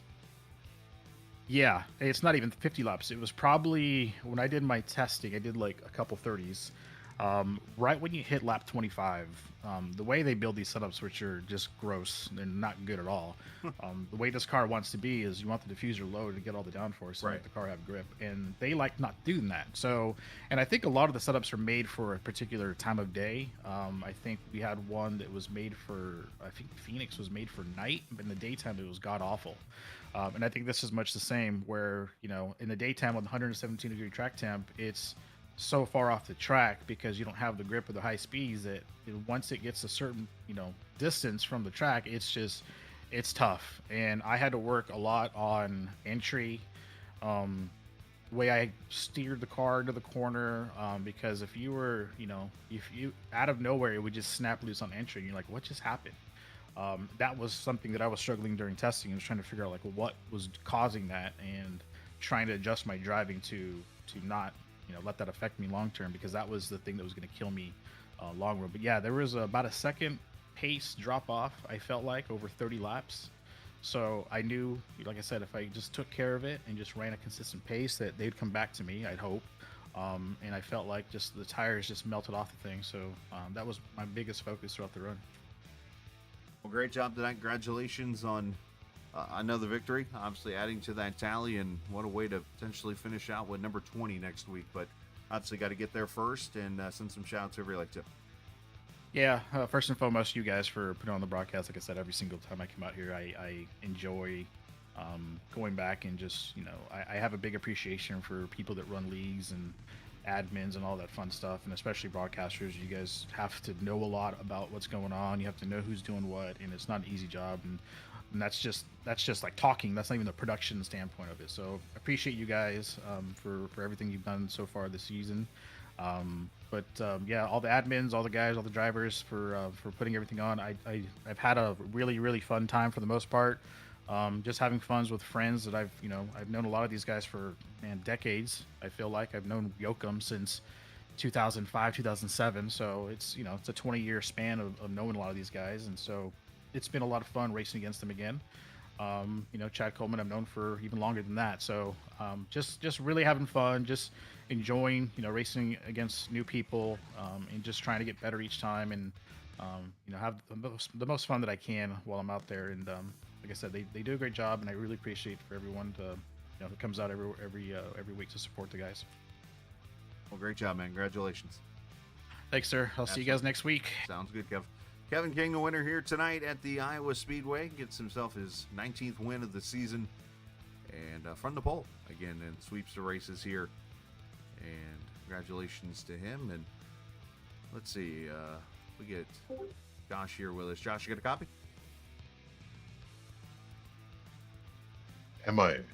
Yeah, I think Josh is MIA. Well, that's unfortunate. So, well, Josh had a great run there, finishing in the third position here tonight. I'm sure he's probably tired after that race, but we'll send him down there to the team name channel, let him go hang out with the guys. I'm sure he's going to do a review of the race here momentarily or whatever. So, but let's take a look at the point standings here. They're updated, and as I mentioned just a second ago, it is a...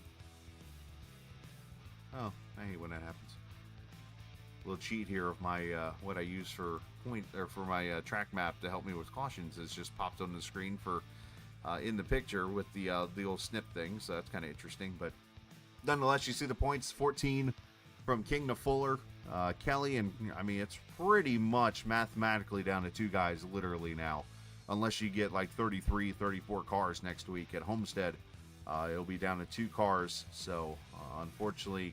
All the rest of the crew going to battle each other for positions, trying to see who comes up on the step there of the top 10 when it's all said and done next week at Homestead. But yeah, that was definitely a topsy-turvy kind of race there.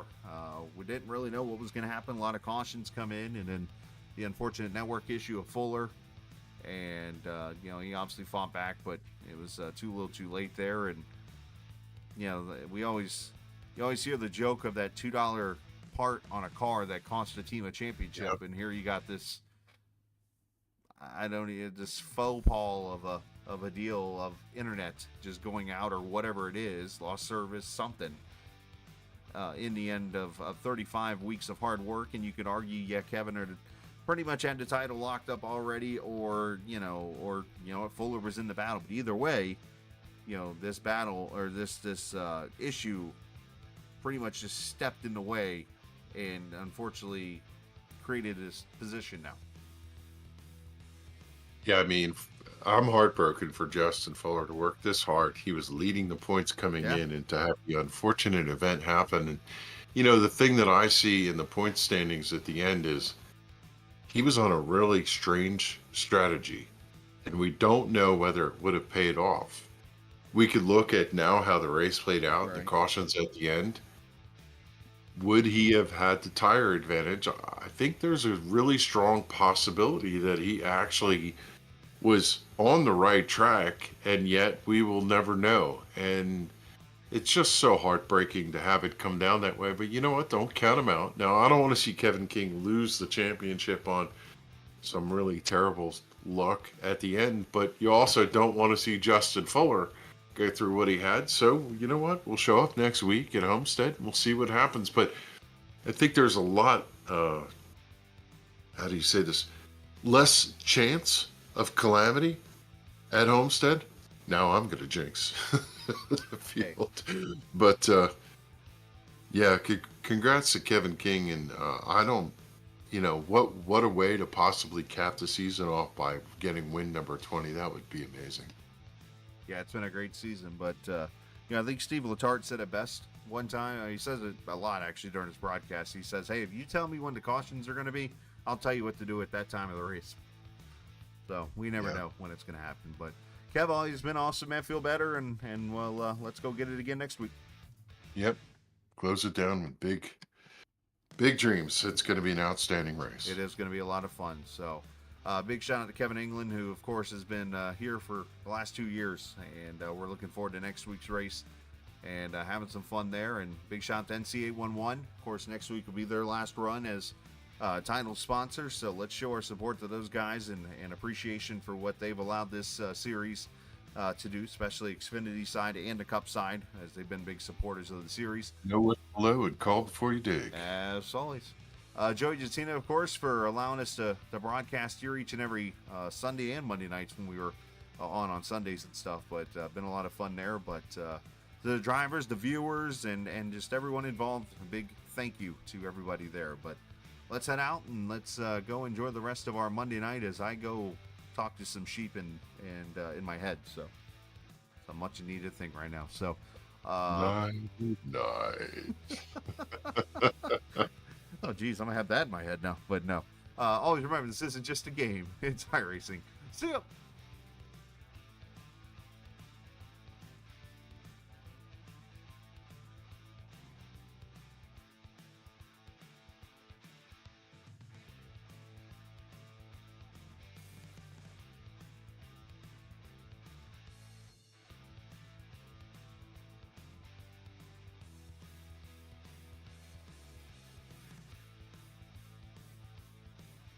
This copyrighted broadcast may not be reproduced, reused, or retransmitted in any form without the authorized written consent of Captain eSports Network. Captain would like to thank all of his loyal fans for your continued support, and he hopes you enjoyed today's broadcast.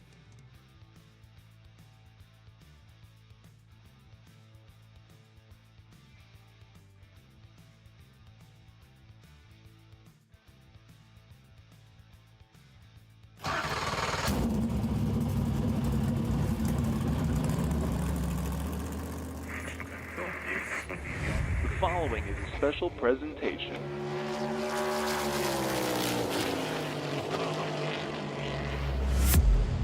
From the Captain eSports Network.